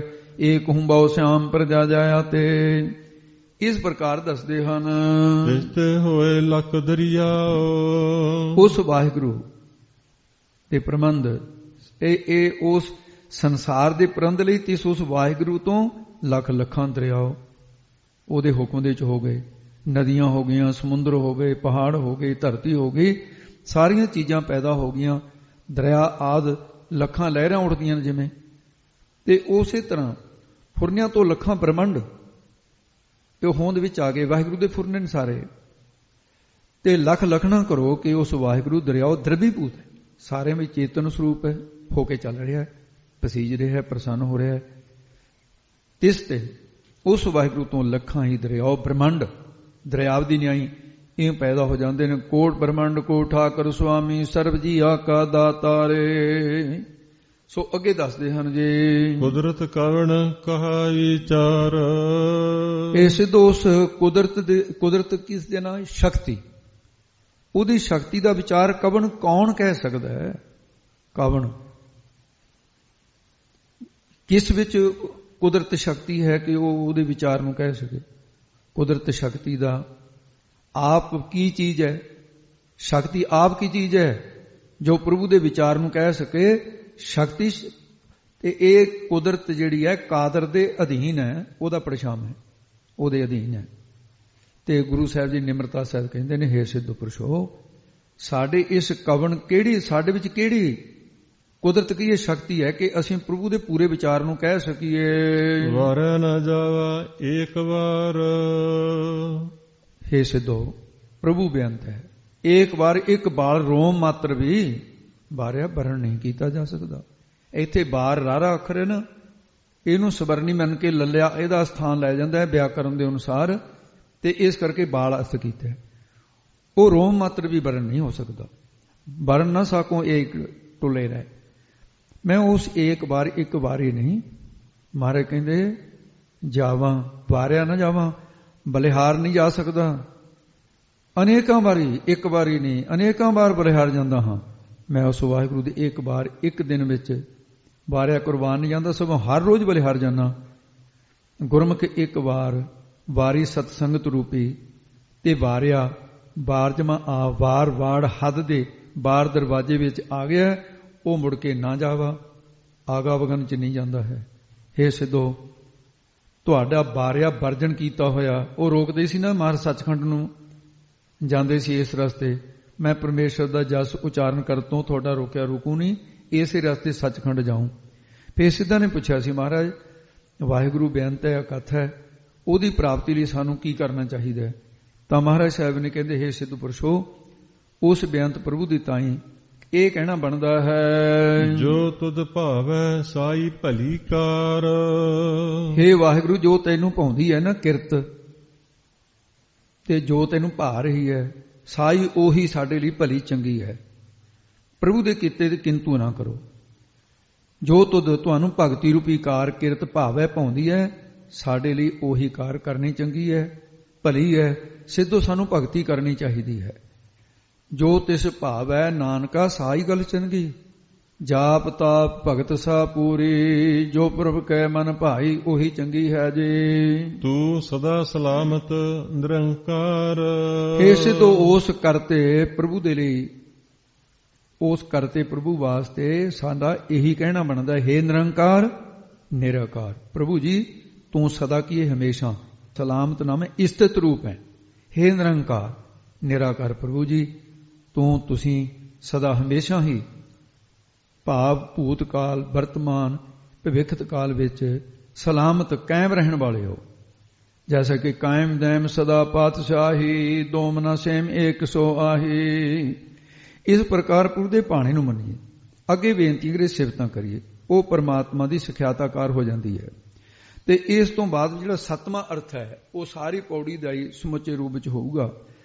ਉਹਦੇ ਅਖੀਰ ਦੇ ਵਿੱਚ ਮਹਾਰਾਜ ਨੇ ਜਿਹੜਾ ਸਿੱਧਾਂ ਦਾ ਇੱਕ ਪ੍ਰਸ਼ਨ ਰਹਿ ਗਿਆ, ਉਹਦਾ ਫਿਰ ਕਿ ਜਿਹੜਾ ਜੀਵ ਤੇ ਈਸ਼ ਦੀ ਏਕਤਾ ਬਾਰੇ ਸਰਵਣ ਮੰਨਣ ਅਧਿਆਸਨ ਤਤ ਤੋਂ ਪਦਾ ਸੁਸ਼ੋਧਨ ਜਿਹੜਾ ਸੀ, ਉਹ ਅਖੀਰਲੀ ਤੋਂ ਕੁਝ ਦੱਸਣਗੇ।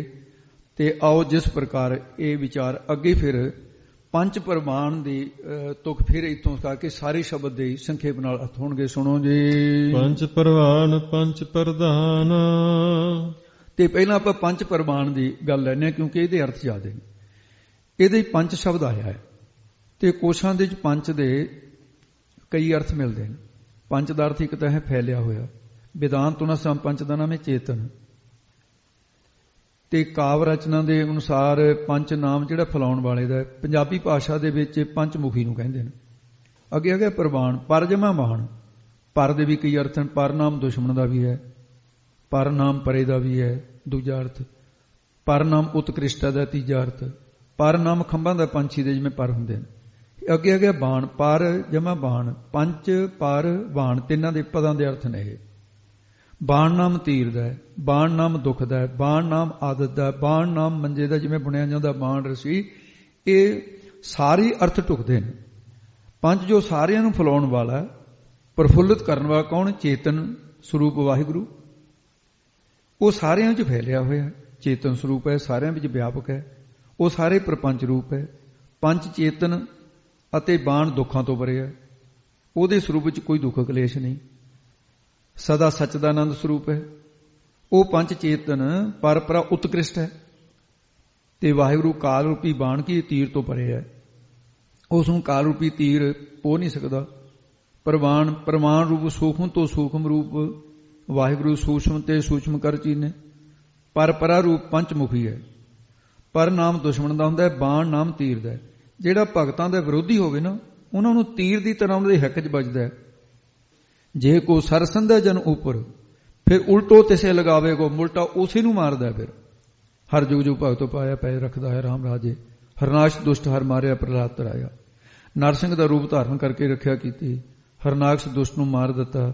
ਇਉਂ ਭਗਤਾਂ ਦਾ। ਇਸੇ ਤਰ੍ਹਾਂ ਅਗਿਆਨ ਜਿਹੜਾ ਰੂਪ ਦੁਸ਼ਮਣ ਹੈ, ਉਹਨੂੰ ਮਿਟਾਉਣ ਲਈ ਪ੍ਰਭੂ ਦਾ ਬਾਣ ਤੀਰ ਦੀ ਨਿਆਈ ਸ਼ਬਦ ਹੈ। ਬਾਣ ਨਾਮ ਆਦਤ ਦਾ ਹੁੰਦਾ ਹੈ। ਉਹ ਪੰਜ ਚੇਤਨ ਬਾਣ ਆਦਤਾਂ ਤੋਂ ਪਰੇ ਹੈ। ਪਰ ਕੀ ਪਰੇ ਹੈ? ਜੋ ਸਾਰਿਆਂ ਵਿੱਚ ਪੰਚਮੁਖੀ ਹੈ, ਉਹ ਪ੍ਰਮਾਣ ਪ੍ਰਮਾਣਿਕ ਹੈ। ਪਰ ਵਿਸ਼ੇਸ਼ ਕਰਕੇ ਪੰਚਮੁਖੀ ਹੈ। ਬਾਣ ਬਤ ਜਿਵੇਂ ਸੂਤਰ ਦੀ ਤਰ੍ਹਾਂ, ਤਾਣੇ ਪੇਟੇ ਦੀ ਤਰ੍ਹਾਂ ਸਾਧਾਂ ਵਿੱਚ ਮਿਲਿਆ ਹੋਇਆ। ਪੰਜ ਪ੍ਰਧਾਨ, ਪੰਜ ਪ੍ਰਧਾਨ ਪੰਜੇ ਚੇਤਨ ਜੜ ਤੱਤਾਂ ਦੇ ਵਿੱਚ ਪ੍ਰਧਾਨ ਮੁਖੀ ਰੂਪ ਹੈ। ਉਹ ਤੋਂ ਬਿਨਾਂ ਹਵਾ ਨਹੀਂ ਚੱਲ ਸਕਦੀ, ਪਾਣੀ ਬਹਿ ਨਹੀਂ ਸਕਦਾ, ਅਗਨੀ ਪ੍ਰਕਾਸ਼ ਨਹੀਂ ਸਕਦੀ। ਸਾਰੇ ਤੱਤਾਂ 'ਚ ਪ੍ਰਧਾਨ ਮੁਖੀ ਪ੍ਰਕਾਸ਼ਵਾਨ ਹੈ। ਉਹਦੀ ਸੱਤਾ ਦੇ ਨਾਲ ਸਰੀਰ ਬਣ ਕੇ ਹਰਕਤ ਕਰ ਰਹੇ ਨੇ। ਇਹ ਗੁਣ ਕੀ ਸਾਮਿਆ ਅਵਸਥਾ ਜੋਈ, ਨਾਮ ਪ੍ਰਧਾਨ ਕਹਾ ਵੈ ਸੋਈ ਮੋਕਸ਼ ਪੰਥ। ਇਸ ਢੰਗ ਦੇ ਨਾਲ ਪ੍ਰਧਾਨ ਮੁਖੀ ਹੈ। ਉਹ ਪੰਜ ਚੇਤਨ ਸੱਤਾ ਤਿਰਗੁਣ ਹੋਈ ਹੈ, ਰਜੋਗੁਣ ਸਤੋਗੁਣ ਤਮੋਗੁਣ। ਤੇ ਇਸ ਕਰਕੇ ਉਹ ਪ੍ਰਧਾਨ ਦਾ ਪ੍ਰਕਾਸ਼, ਪ੍ਰਧਾਨ ਰੂਪ ਆਪ ਹੀ ਹੈ। ਤੇ ਪ੍ਰਕਾਸ਼ ਹੋਣੇ ਕਰਕੇ ਪੰਜ ਚੇਤਨ ਰੂਪ ਹੀ ਆਪ ਪ੍ਰਧਾਨ ਮੁਖੀ ਹੈ। ਪੰਜੇ ਪਾਵਹਿ ਦਰਗਹਿ ਮਾਨ, ਪੰਜੇ ਚੇਤਨ ਕਰਕੇ ਹੀ ਗੁਰਮੁਖ ਦਰ ਅੰਦਰ ਦਾ ਨਾਮ ਹੈ। ਗਹਿ ਜਗ੍ਹਾ ਤੁਰਿਆ ਪਦ ਦੇ ਖਟ ਪ੍ਰਮਾਣਾਂ ਦੇ ਵਿਸ਼ੇ ਹੈ। ਸੋਏ ਪ੍ਰਮਾਣ ਅਨੁਸਾਰ ਹੈ। ਉਸ ਦੇ ਮਾਨ ਗਿਆਨ ਨੂੰ ਪਾਵਹਿ ਪਾਉਂਦੇ ਨੇ। ਉਹ ਪੰਚੇ ਚੇਤਨ ਦੇ ਆਸਰੀ ਪਾਈਦਾ ਹੈ। ਪੰਚੇ ਸੁਹੈ ਦਰ ਰਾਜਾਨ, ਉਹ ਪੰਜ ਚੇਤਨ ਪ੍ਰਭੂ ਦੀ ਸੱਤਾ ਕਰਕੇ ਉਸ ਵਾਹਿਗੁਰੂ ਦੇ ਦਰ ਵਿੱਚ ਮਿਲ ਕੇ ਰਾਜਾਨ ਪ੍ਰਕਾਸ਼ ਰੂਪ ਦੀ ਪ੍ਰਾਪਤੀ ਹੋ ਕੇ ਉਹ ਤਤ ਬੇਤੇ ਸੋਹੇ ਸੋਭਨੀਕ ਹੁੰਦੇ ਹਨ।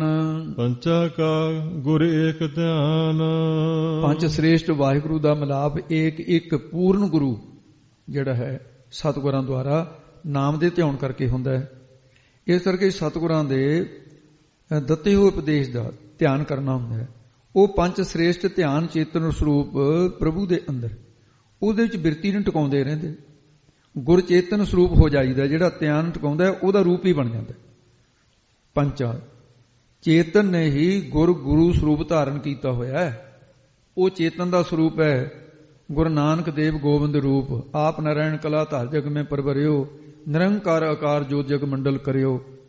ਇਸ ਕਰਕੇ ਉਹ ਅਦਵੈਤ ਸਰੂਪ ਚੇਤਨ ਨੂੰ ਗੁਰਾਂ ਦੁਆਰਾ ਧਿਆਉਣਾ ਚਾਹੀਦਾ ਹੈ। ਜੇ ਕੋ ਕਹਿ ਕਰੇ ਵਿਚਾਰ, ਜੇਕਰ ਕੋਈ ਸ਼ੰਕਾ ਹੈ ਸਿੱਖਾ ਤੇਰੇ ਅੰਦਰ ਹੈ ਤਾਂ ਤਿਸ ਨੂੰ ਕਹਿਣਾ ਕਰ। ਇਹ ਸਿੱਖ ਮੁਖ ਦੁਆਰਾ ਸੰਗ ਹੈ। ਤੇਰੀ ਤਾਂ ਅਸੀਂ ਵਿਚਾਰ ਨਿਰਣਾ ਕਰਕੇ ਦੱਸ ਦਈਏ, ਤੇਰੀ ਸ਼ੰਕਾ ਨਿਵਰਤ ਹੋ ਜਾਏਗੀ। ਜੇ ਕੋਈ ਕਹੇ ਕਿ ਕੈਸਾ ਹੈ ਤਾਂ ਕਰੇ ਵਿਚਾਰ। ਵਿਚਾਰ ਕਰੇ ਕਿ ਉਹ ਪਰਮੇਸ਼ਰ ਅਨੁਭਵ ਰੂਪ ਹੈ ਤੇ ਉਹ ਜਾਣਨ ਦਾ ਵਿਸ਼ੇ ਨਹੀਂ। ਇਸ ਤਰ੍ਹਾਂ ਸਿੱਖ ਮੁਖ ਦੁਆਰਾ ਸਤਿਗੁਰੂ ਬ੍ਰਹਮ ਗਿਆਨ ਅਕਾਲ ਪੁਰਖ ਦੀ ਪ੍ਰਾਪਤੀ ਵਾਸਤੇ ਅਧਿਕਾਰੀ ਨੂੰ ਕਿਹੜੇ ਸਾਧਨ ਕਰਨੇ ਚਾਹੀਦੇ ਨੇ ਉਹਦਾ ਉੱਤਰ ਦਿੰਦੇ ਹਨ। ਕਰਤੇ ਕਾ ਕਰਣਾ ਨਾਹੀ ਸਵਾਰ, ਹੇ ਗੁਰਸਿੱਖਾ, ਕਰਤੇ ਅਧਿਕਾਰੀ ਸਾਧਨ ਕਰਨ ਵਾਲੇ ਗੁਰਮੁਖ ਨੂੰ ਉਹ ਕਿੰਨੇ ਕਰਨੇ ਚਾਹੀਦੇ ਨੇ ਸਾਧਨ। ਉਹਨਾਂ ਸਾਧਨਾਂ ਦੀ ਸੁਮਾਰ ਗਿਣਤੀ ਨਹੀਂ, ਕਿੰਨੇ ਕਰਨੇ ਚਾਹੀਦੇ ਪਏ। ਉਹ ਸਾਧਨ ਬਹੁਤੇ ਨੇ, ਉਹ ਕਹੇ ਨਹੀਂ ਜਾਂਦੇ। ਵਿਦਾਂਤ ਮਤ ਵਾਲੇ ਨੇ ਬੈਰਾਗ, ਵਿਵੇਕ, ਖਟ, ਸਮਤੀ, ਮੋਖ, ਇੱਛਾ, ਨਿਸ਼ਕਾਮ ਕਰਮ ਇਹ ਦੱਸੇ ਨੇ। ਜਿਹੜੇ ਯੋਗ ਮਤ ਨੇ ਉਹਨੇ ਯਾਮ, ਨੇਮ, ਆਸਣ, ਪ੍ਰਾਣਾਯਾਮ, ਧਾਰਨਾ, ਧਿਆਨ, ਸਮਾਧ, ਪ੍ਰਾਤਾਹਾਰ ਆਦਿ ਦੱਸੇ ਨੇ।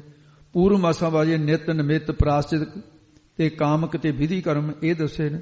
ਇਹ ਢੰਗ ਦੇ ਨਾਲ ਜਿਹੜੇ ਸਾਧਨ ਉਹ ਸਾਰਿਆਂ ਦੀ ਸੁਮਾਰ ਗਿਣਤੀ ਨਹੀਂ ਹੈ। ਤੇ ਫਿਰ ਪ੍ਰਸ਼ਨ ਕੀਤਾ ਸਿੱਖਾਂ ਨੇ, ਮਹਾਰਾਜ ਉਹਦੇ ਵਾਹਿਗੁਰੂ ਦੇ ਮਿਲਾਪ ਲਈ ਜਿਗਿਆਸੂ ਨੂੰ ਸਾਧਨ ਸ਼ੁਰੂ ਤੋਂ ਕਿਹੜੇ ਕਰਨੇ ਚਾਹੀਦੇ ਨੇ, ਕਿਹੜੇ ਸਾਧਨਾਂ ਤੋਂ ਸ਼ੁਰੂ ਕਰਨਾ ਚਾਹੀਦਾ ਹੈ? ਉਹ ਇੰਨਾ ਕੁ ਤਾਂ ਦੱਸ ਦਿਓ ਵੀ ਇੱਥੋਂ ਇਹ ਸਾਧਨ ਤੋਂ ਗੁਰਮਤਿ ਅਨੁਸਾਰ ਕਿਹੜਾ ਸਾਧਨ ਹੈ।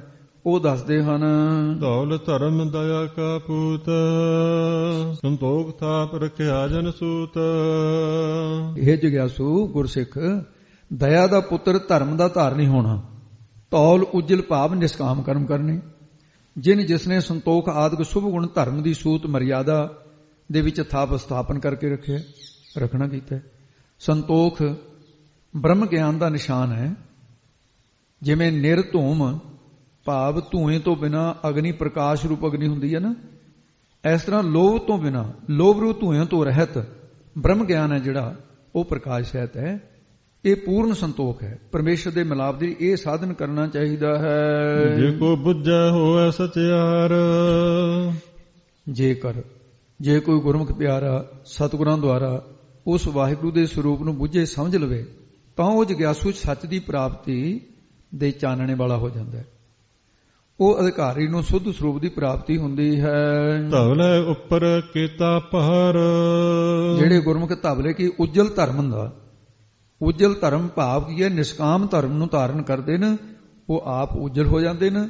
ਉਹਨਾਂ ਦੇ ਦਸੇ ਇੰਦਰੀ ਵਿਸ਼ਿਆਂ ਤੋਂ ਉਪਰਾਮ ਹੋ ਜਾਂਦੇ ਨੇ, ਵਿਸ਼ਿਆਂ ਤੋਂ ਉੱਪਰ ਹੋ ਜਾਂਦੇ ਨੇ। ਸਭ ਇੰਦਰੀਆਂ ਬਸ ਕਰ ਦਿੱਤੀਓ ਸਤਬੰਤਾ ਸਾੜਾ। ਉਹ ਕੀਤਾ ਘਰ, ਕੀਤਾ ਨਾਮ ਹੈ ਘਰ ਦਾ, ਘਰ ਸਰੂਪ ਪਰਮਾਤਮਾ, ਅਧਿਸ਼ਠਾਨ ਰੂਪ ਭਾਰ, ਉਹਨੂੰ ਭਾਲ ਲੈਂਦੇ ਨੇ, ਲੱਭ ਲੈਂਦੇ ਨੇ। ਉਹ ਕਿਸੇ ਪ੍ਰਕਾਰ ਵੀ ਜੰਮਣ ਮਰਨ ਵਿਸ਼ਿਆਂ ਹੰਗਤਾ ਮਮਤਾ ਪਾਪਾਂ ਲੋਕਦੰਡ ਪਿਤਰਦੰਡ ਦੇਵਦੰਡ ਰਾਜਦੰਡ ਇਹਨਾਂ ਦੇ ਭਾਰ ਉਹਨਾਂ ਨੂੰ ਕੀ ਹੋਣਾ, ਉਹ ਸਦਾ ਲਈ ਮੁਕਤ ਹੋ ਜਾਂਦੇ ਨੇ। ਆਪ ਮੁਕਤ ਕਰੈ ਸੰਸਾਰ ਨਾਨਕ ਤਿਸ ਜਨ ਕੋ ਸਦਾ ਨਮਸਕਾਰ। ਤਬਲੇ ਸੁੱਧ ਸਰੂਪ ਦੀ ਪ੍ਰਾਪਤੀ ਕਰਕੇ ਜਾਗਰਤ ਆਦ ਤਿੰਨੇ ਅਵਸਥਾ ਤੋਂ ਉੱਪਰ ਹੋ ਗਿਆ। ਉਹ ਕੀਤਾ ਨਿਸ਼ਾਨ ਸਰੂਪ ਬਣ ਗਿਆ। ਨਿਸ਼ਾਨ ਉਹ ਸਾਰਿਆਂ ਦੇ ਘਰ ਬ੍ਰਹਮ ਹੈ ਜਿਹੜਾ ਭਾਰ, ਉਹਨੂੰ ਭਾਲ ਲਿਆ ਉਹਨਾਂ ਨੇ। ਫੇਰ ਪ੍ਰਸ਼ਨ ਕੀਤਾ ਗਰੀਬ ਨਵਾਜ, ਉਹ ਗਿਆਨ ਰੂਪ ਭੂਮਿਕਾ ਸਭ ਨੂੰ ਕਿਉਂ ਨਹੀਂ ਮਿਲਦੀ ਹੈ? ਤੇ ਮਹਾਰਾਜ ਨੇ ਉੱਤਰ ਦਿੱਤਾ ਹੈ, ਧਰਤੀ ਹੋਰ ਪਰੈ ਹੋਰ ਹੋਰ। ਤੇ ਗੁਰੂ ਜੀ ਨੇ ਉਚਾਰਿਆ, ਗਿਆਨ ਵਾਲਿਆਂ ਦੀ ਤੁਰੀਆ ਪਦ ਰੂਪ ਜਿਹੜੀ ਧਰਤੀ ਭੂਮਿਕਾ ਹੈ ਨਾ, ਇਹ ਭੇਦਵਾਦੀਆਂ ਨੇ। ਜਿਵੇਂ ਨਿਆਏ ਵਾਲੇ ਨੇ, ਈਸ਼ਵਰ ਨੂੰ ਇੱਕ ਦੇਸੀ ਮੰਨਦੇ ਨੇ, ਉਹਨਾਂ ਤੋਂ ਪਰੇ ਹੈ। ਕਾਲਵਾਦੀ ਵਿਸ਼ੇਸ਼ਕਨ, ਉਹ ਕਰਮਾਂ ਨੂੰ ਮੰਨਣ ਵਾਲੇ ਪੂਰਨਮਾਸ਼ਾ ਵਾਲੇ ਨੇ, ਤੇ ਇਹਨਾਂ ਤੋਂ ਵੀ ਹੋਰ ਪਰੇ ਹੈ। ਤੇ ਸਾਖੀ ਅਨੀਸ਼ਰਵਾਦੀ ਨੇ, ਸਾਂਖੀ ਜਿਹੜੇ ਨੇ, ਪਾਮਰ ਤੇ ਵਿਸ਼ਿਆਂ ਤੋਂ ਵੀ ਹੋਰ ਪਰੇ ਹੈ। ਗਰੀਬ ਨਵਾਜ, ਫਿਰ ਆਪ ਕਿਰਪਾ ਕਰਕੇ ਦੱਸੋ, ਗਿਆਨ ਭੂਮਿਕਾ, ਉਹ ਉਸ ਗਿਆਨ ਭੂਮਿਕਾ ਨੂੰ ਕਿਵੇਂ ਪ੍ਰਾਪਤ ਨਹੀਂ, ਕਿਉਂ ਨਹੀਂ ਪ੍ਰਾਪਤ ਹੁੰਦੇ? ਇਹ ਪ੍ਰਸ਼ਨ ਸਿੱਖਾਂ ਵੱਲੋਂ ਜਿਹੜੇ ਉੱਪਰ ਦੱਸੇ ਨੇ ਸਾਧਨ, ਤੇ ਇਹ ਗਿਆਨ ਭੂਮਿਕਾ ਨੂੰ ਕਿਉਂ ਪ੍ਰਾਪਤ ਨਹੀਂ ਹੁੰਦੇ? ਮਹਾਰਾਜ ਨੇ ਉੱਤਰ ਦਿੱਤਾ ਹੈ, ਤਿਸ ਤੇ ਭਾਰ ਤਲੈ ਕਰਨ ਜੋਰ। ਉਹ ਤਿਸ ਤਿੰਨਾਂ ਨਿਸ਼ਕਾਮ ਕਰਮਾਂ ਰੂਪੀ ਭਾਰ ਦੇ ਥੱਲੇ ਬੈਠੇ ਨੇ, ਕਾਮਨਾ ਤੋਂ ਰਹਿਤ ਹੋ ਕੇ ਕਮਾਈ ਨਹੀਂ ਕਰਦੇ। ਉਹਨਾਂ ਵਿੱਚ ਕਵਣ ਕਿਹੜਾ ਜ਼ੋਰ ਬਲ ਭਾਵ ਵਿਵੇਕ ਦਾ ਬਲ ਹੈ, ਜਿਸ ਕਰਕੇ ਗਿਆਨ ਰੂਪੀ ਭੂਮਿਕਾ ਨੂੰ ਪ੍ਰਾਪਤ ਹੋਣ? ਭਾਵ ਕੀ ਹੈ, ਉਹਨਾਂ ਵਿੱਚ ਕੋਈ ਜ਼ੋਰ ਤਾਕਤ ਨਹੀਂ ਹੈ ਵਿਵੇਕ ਦੀ ਬਲ। ਤੇ ਗੁਰਮੁਖਾਂ ਨੇ ਤਿਸ ਭਾਰ ਅਧਿਸ਼ਠਾਨ ਰੂਪੀ ਭਾਰ ਮੰਨ ਲਿਆ। ਉਹ ਗੁਰਮੁਖ ਸਾਰਿਆਂ ਦੇ ਤਲੀਆਂ ਦੇ ਭਾਵ ਚਰਨਾਂ ਦੀ ਧੂੜ ਬਣ ਜਾਂਦੇ ਨੇ, ਉਹ ਗੁਰਮੁਖ ਜਨ। ਤੇ ਕਵਣ ਜ਼ੋਰ, ਸਾਡਾ ਕੀ ਜ਼ੋਰ ਹੈ, ਬਲ ਹੈ, ਇਸ ਤਰ੍ਹਾਂ ਮੰਨਦੇ ਨੇ। ਸਾਰਾ ਕੁਝ ਅਕਾਲ ਪੁਰਖ ਦਾ ਹੀ ਜ਼ੋਰ ਤਾਕਤ ਹੈ। ਜ਼ੋਰ ਗਿਆਨ ਹੈ, ਉਹ ਸਾਡਾ ਕੋਈ ਗਿਆਨ ਨਹੀਂ। ਉਹ ਹੰਗਤਾ ਤੋਂ ਰਹਿਤ ਹੋ ਜਾਂਦੇ। ਉਹਨਾਂ ਨੇ ਕਰਮਾਂ ਤੇ ਹੋਰ ਪਾਪਾਂ ਆਦਿਕ ਦਾ ਭਾਰ ਤਲੇ, ਉਹ ਤੋਂ ਥੱਲੇ ਹੋ ਗਏ ਭਾਵ। ਤੇ ਉਹਨਾਂ ਤੋਂ ਭੇਦਵਾਦੀ ਜਿਹੜੇ ਨੇ, ਤੇ ਇਸ ਕਰਕੇ ਭੇਦਵਾਦੀਆਂ ਦਾ ਜ਼ੋਰ ਨਹੀਂ ਚੱਲਦਾ ਹੈ। ਤੇ ਸਿੱਖ ਮੁਖ ਦੁਆਰਾ ਕਿਹਾ, ਮਹਾਰਾਜ ਅਕਾਲ ਪੁਰਖ ਤਾਂ ਇੱਕ ਅਦਵੈਤ ਸਰੂਪ ਹੈ। ਫਿਰ ਜੀ ਵੱਖਰੇ ਵੱਖਰੇ ਕੀ ਹੋ ਗਏ ਦੱਸਦੇ ਹਨ, ਜੀ ਜਾਤ ਰੰਗਾ ਕੇ ਨਾਮ। ਇਹ ਸਿੱਖੋ, ਬ੍ਰਹਮ ਤਾਂ ਇੱਕੋ ਹੀ ਹੈ। ਜੀ ਜਾਤ, ਜਾਤਾਂ ਭਾਵ ਜੀਵਾਂ ਦੀਆਂ ਜਾਤ ਉਤਪਤੀ ਦਾ ਨਾਮ ਹੈ। ਇਹ ਰੰਗ, ਜਾਤਾਂ, ਨਾਮ ਤੇ ਗੁਣ ਇਹ ਵੱਖਰੇ ਵੱਖਰੇ ਨੇ। ਕੋਈ ਜੀਵ ਰਜੋਗੁਣੀ ਹੈ, ਕੋਈ ਜੀਵ ਸਤੋਗੁਣੀ ਹੈ, ਕੋਈ ਤਮੋਗੁਣੀ ਹੈ। ਜਿਹੜੇ ਜੀ ਰਜੋਗੁਣੀ ਨੇ ਉਹ ਲੋਭੀ ਹੁੰਦੇ ਨੇ, ਹਿੰਮਤ ਉਹਨਾਂ 'ਚ ਬਹੁਤ ਹੁੰਦੀ ਹੈ, ਪਦਾਰਥ ਇਕੱਠਾ ਕਰਦੇ ਨੇ।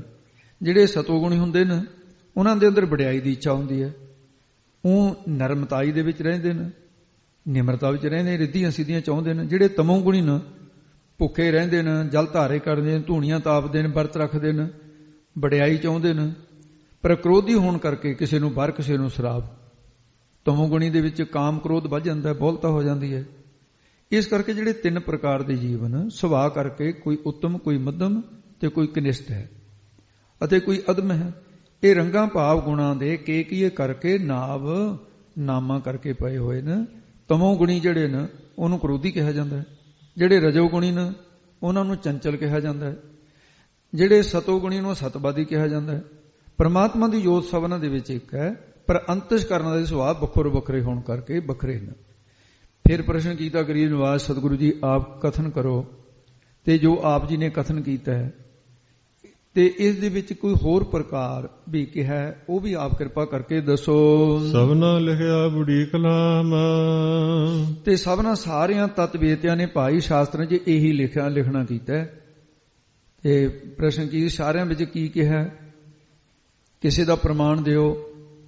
ਤਾਂ ਉੱਤਰ ਜੀ ਮਹਾਰਾਜ ਕਹਿੰਦੇ ਸੁਣ, ਬੂੜੀ ਵੱਡੀ ਜੋ ਕਲਾਮ ਵੇਦ ਬਾਣੀ ਹੈ ਮੰਨੀ ਗਈ ਹੈ, ਉਹਦੇ 'ਚ ਏਕਮੇਵਾ ਦੁਤੀ ਬ੍ਰਹਮ ਪਰਮਾਤਮਾ ਨੂੰ ਕਥਨ ਕੀਤਾ ਹੈ। ਭਾਵ ਸਭਨਾ ਸਾਰੇ ਭਗਤਾਂ ਦੇ ਹਿਰਦਿਆਂ ਵਿੱਚ ਲਿਖਿਆ ਹੈ। 3 ਗੁਣਾਂ ਕਰਕੇ ਜੀਵ ਅਤੇ ਜਾਤ ਪ੍ਰਤੀਤੀ ਹੈ। ਸਭ ਤੋਂ ਬੜੀ ਵੱਡੀ ਕਲਾਮ ਜੋ ਗੁਰਬਾਣੀ ਹੈ ਭਾਈ, ਇਹ ਬਾਣੀਆਂ ਸਿਰ ਬਾਣੀ ਹੈ, ਇਹ ਤੁਰੰਤ ਬਾਣੀ ਆਈ ਹੈ, ਇਹਦੇ ਦੁਆਰਾ ਪ੍ਰਾਪਤ ਕਰੋ। ਇਹੋ ਲੇਖਾ ਲਿਖਦਾ ਨ ਕੋਏ। ਤੇ ਮਹਾਰਾਜ ਸਾਹਿਬ ਕਹਿੰਦੇ ਸਿੱਖੋ, ਜਿਹੜਾ ਬ੍ਰਹਮ ਵਿਦਿਆ ਦਾ ਲੇਖਾ ਹਿਸਾਬ ਕਿਤਾਬ ਹੈ, ਇਸ ਨੂੰ ਅੰਤਸ਼ਕਰਨ ਦੇ ਕਾਗਜ਼ ਬਣਾ ਕੇ ਪ੍ਰੇਮ ਰੂਪੀ ਕਲਮ ਦੇ ਨਾਲ ਕੋਈ ਗੁਰਮੁਖ ਲਿਖ ਕੇ ਜਾਣਨਾ ਕਰੇ।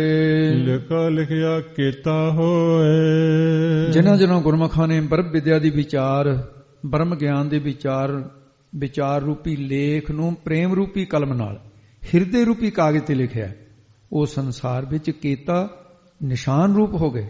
ਜਿਵੇਂ ਰੋਸ਼ਨ ਮਨਾਰੇ ਬੰਦਰਗਾਹਾਂ ਦੇ ਉੱਪਰ ਸਮੁੰਦਰਾਂ ਦੇ ਵਿੱਚ ਜਹਾਜ਼ਾਂ ਨੂੰ ਰਾਹ ਦੱਸਣ ਵਾਸਤੇ ਹੁੰਦੇ ਨੇ, ਇਉਂ ਗੁਰਮੁਖ ਜਨ ਸੰਸਾਰ ਵਿੱਚ ਪਰਮੇਸ਼ਰ ਦਾ ਰਾਹ ਦੱਸਣ ਲਈ ਰੋਸ਼ਨ ਮਨਾਰੇ ਬਣ ਜਾਂਦੇ ਨੇ।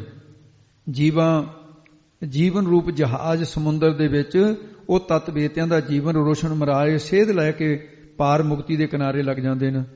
ਕੇਤਾ ਘਰ ਬ੍ਰਹਮ ਦਾ ਭਾਵ ਸਰੂਪ ਵੀ ਘਰ ਦੀ ਪ੍ਰਾਪਤੀ ਹੋ ਜਾਂਦੀ ਹੈ। ਇਸ ਲਈ ਜਿਹੜਾ ਬ੍ਰਹਮ ਵਿਦਿਆ ਰੂਪੀ ਲੇਖਾ ਲਿਖਿਆ ਉਹ ਕੇਤਾ ਨਿਸ਼ਾਨ ਭਾਵ ਕੀ ਹੈ, ਆਪਣੇ ਚੇਤਨ ਸਰੂਪ ਨੂੰ ਪਾ ਕੇ ਬ੍ਰਹਮ ਰੂਪ ਹੋ ਜਾਂਦੇ ਨੇ।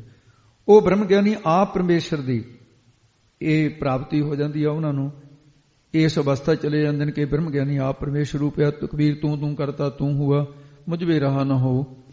ਹੋਰ ਸੰਸਾਰ ਜਿਹੜੇ ਉਹਨਾਂ ਦੇ ਆਸਰੇ ਬਰੋਸ ਹੁੰਦਾ ਹੈ, ਉਹ ਸੰਸਾਰ ਉਹਨਾਂ ਤੇ ਲਾਭ ਉਠਾਉਂਦਾ ਹੈ। ਫਿਰ ਸਤਿਗੁਰੂ ਮਹਾਰਾਜ ਕਿਰਪਾ ਕਰਕੇ ਬ੍ਰਹਮ ਗਿਆਨੀ ਦੀ ਅਵਸਥਾ ਦੱਸੋ, ਉਹਨਾਂ ਦੇ ਅੰਦਰ ਕਿੰਨਾ ਕੁ ਬਲ ਹੈ। ਫਿਰ ਅੱਗੇ ਦੱਸਦੇ ਨੇ ਮਹਾਰਾਜ, ਕੇਤਾ ਤਾਣ ਸਵਾਲਿਓ ਰੂਪ। ਹੇ ਗੁਰਸਿੱਖੋ, ਬ੍ਰਹਮ ਵੇਤੇ ਉਸ ਪਰਮਾਤਮਾ ਦਾ ਸਰੂਪ ਹੋ ਜਾਂਦੇ ਨੇ। ਉਹਨਾਂ ਦਾ ਕੀਤਾ ਕਿੰਨਾ ਕੁ ਤਾਣ ਬਲ ਵਿਵੇਕ ਦਾ ਦਸੀਏ, ਕਿਹਾ ਨਹੀਂ ਜਾ ਸਕਦਾ।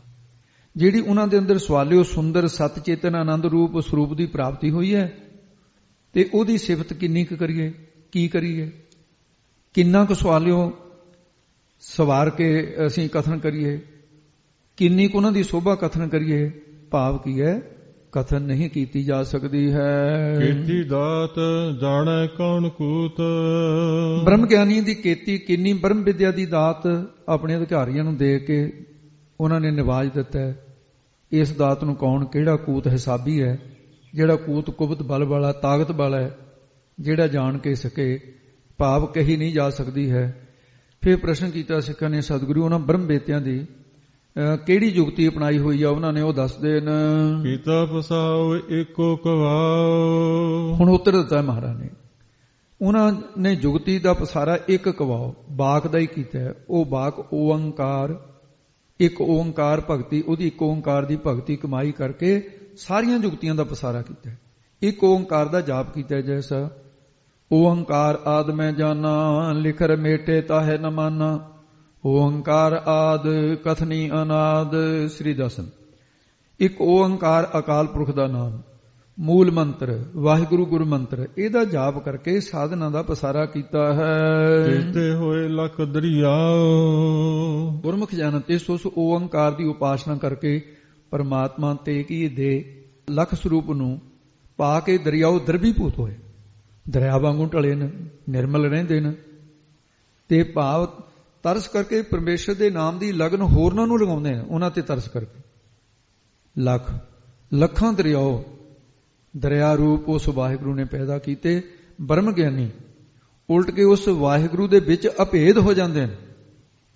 ਜਿਸ ਪ੍ਰਕਾਰ ਕਿ ਦਰਿਆ ਦੇ ਪਾਣੀ ਵਿੱਚ ਲਹਿਰਾਂ ਉੱਠਦੀਆਂ ਨੇ, ਉਹ ਪਾਣੀ ਦੇ ਵਿੱਚ ਮਿਲ ਜਾਂਦੇ ਨੇ, ਬ੍ਰਹਮ ਗਿਆਨ ਵੀ ਉਹਦੇ ਸਰੂਪ ਦੇ ਵਿੱਚ ਇਉਂ ਮਿਲ ਜਾਂਦਾ ਹੈ। ਪ੍ਰਸ਼ਨ ਬ੍ਰਹਮ ਗਿਆਨੀ ਦੀ ਸ਼ਕਤੀ ਦਾ ਕੁਝ ਵਰਣਨ ਕਰੋ, ਦੱਸਦੇ ਨੇ। ਕੁਦਰਤ ਕਵਣ ਕਹਾਏ ਚਾਰ, ਸ਼ਬਦ ਦੀ ਸਮਾਪਤੀ ਦੀਆਂ ਪੰਕਤੀਆਂ।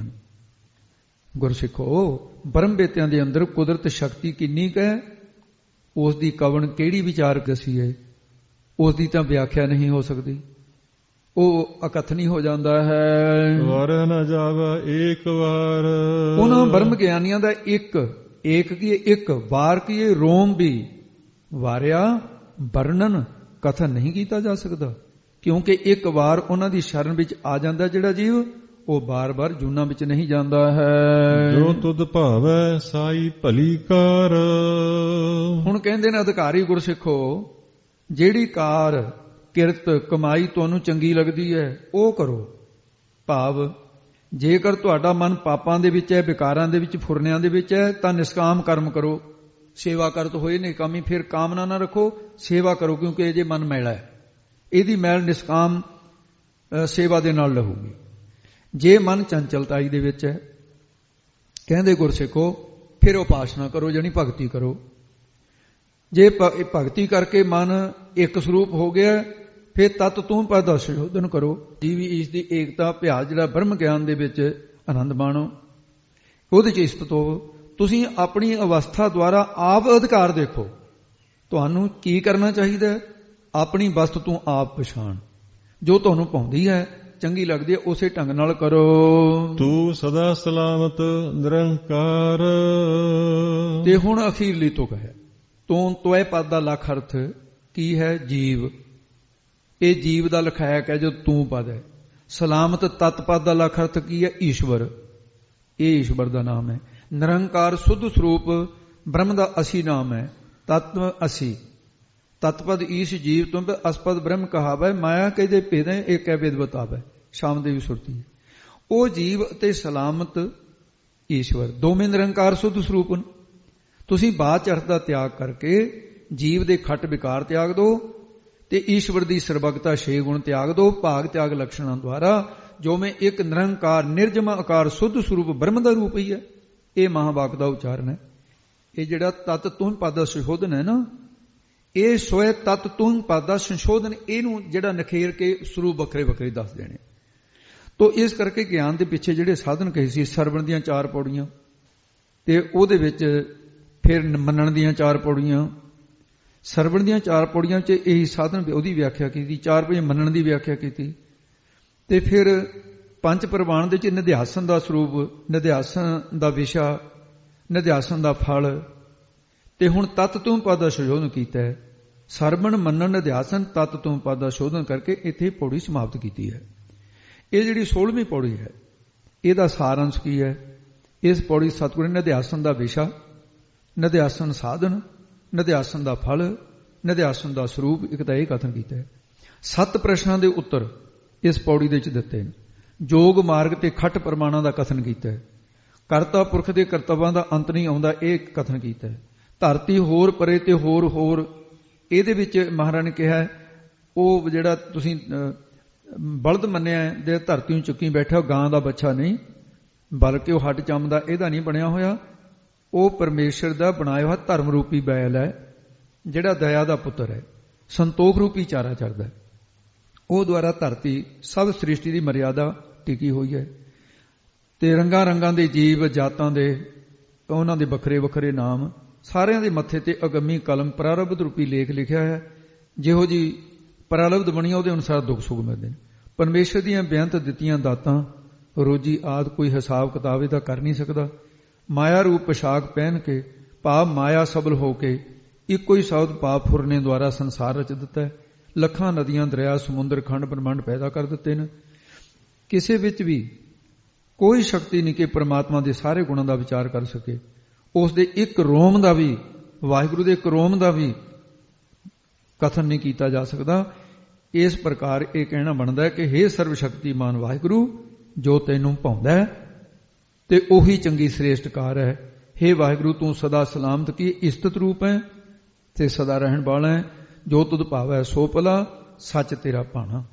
ਇਹਦੇ ਇਸ ਪੌੜੀ ਦੇ ਵਿੱਚ 254 ਅੱਖਰ ਵਰਤ ਕੇ ਮਹਾਰਾਜ ਸਾਹਿਬ ਨੇ ਇਹ ਬ੍ਰਹਮ ਗਿਆਨ ਜਿਹੜਾ ਹੈ ਕਥਨ ਕੀਤਾ ਹੈ। ਇੱਥੇ ਸਮਾਪਤੀ ਹੈ ਜੀ। ਗੁਰੂ ਕਿਰਪਾ ਕਰੇ, ਭੁੱਲਾਂ ਚੁੱਕਾਂ ਦੀ ਖਿਮਾ। ਜੋ ਤੁਧ ਭਾਵੈ ਸਾਈ ਭਲੀ ਕਾਰ, ਤੂੰ ਸਦਾ ਸਲਾਮਤ ਨਿਰੰਕਾਰ। ਵਾਹਿਗੁਰੂ ਜੀ ਕਾ ਖਾਲਸਾ, ਵਾਹਿਗੁਰੂ ਜੀ ਕੀ ਫਤਿਹ।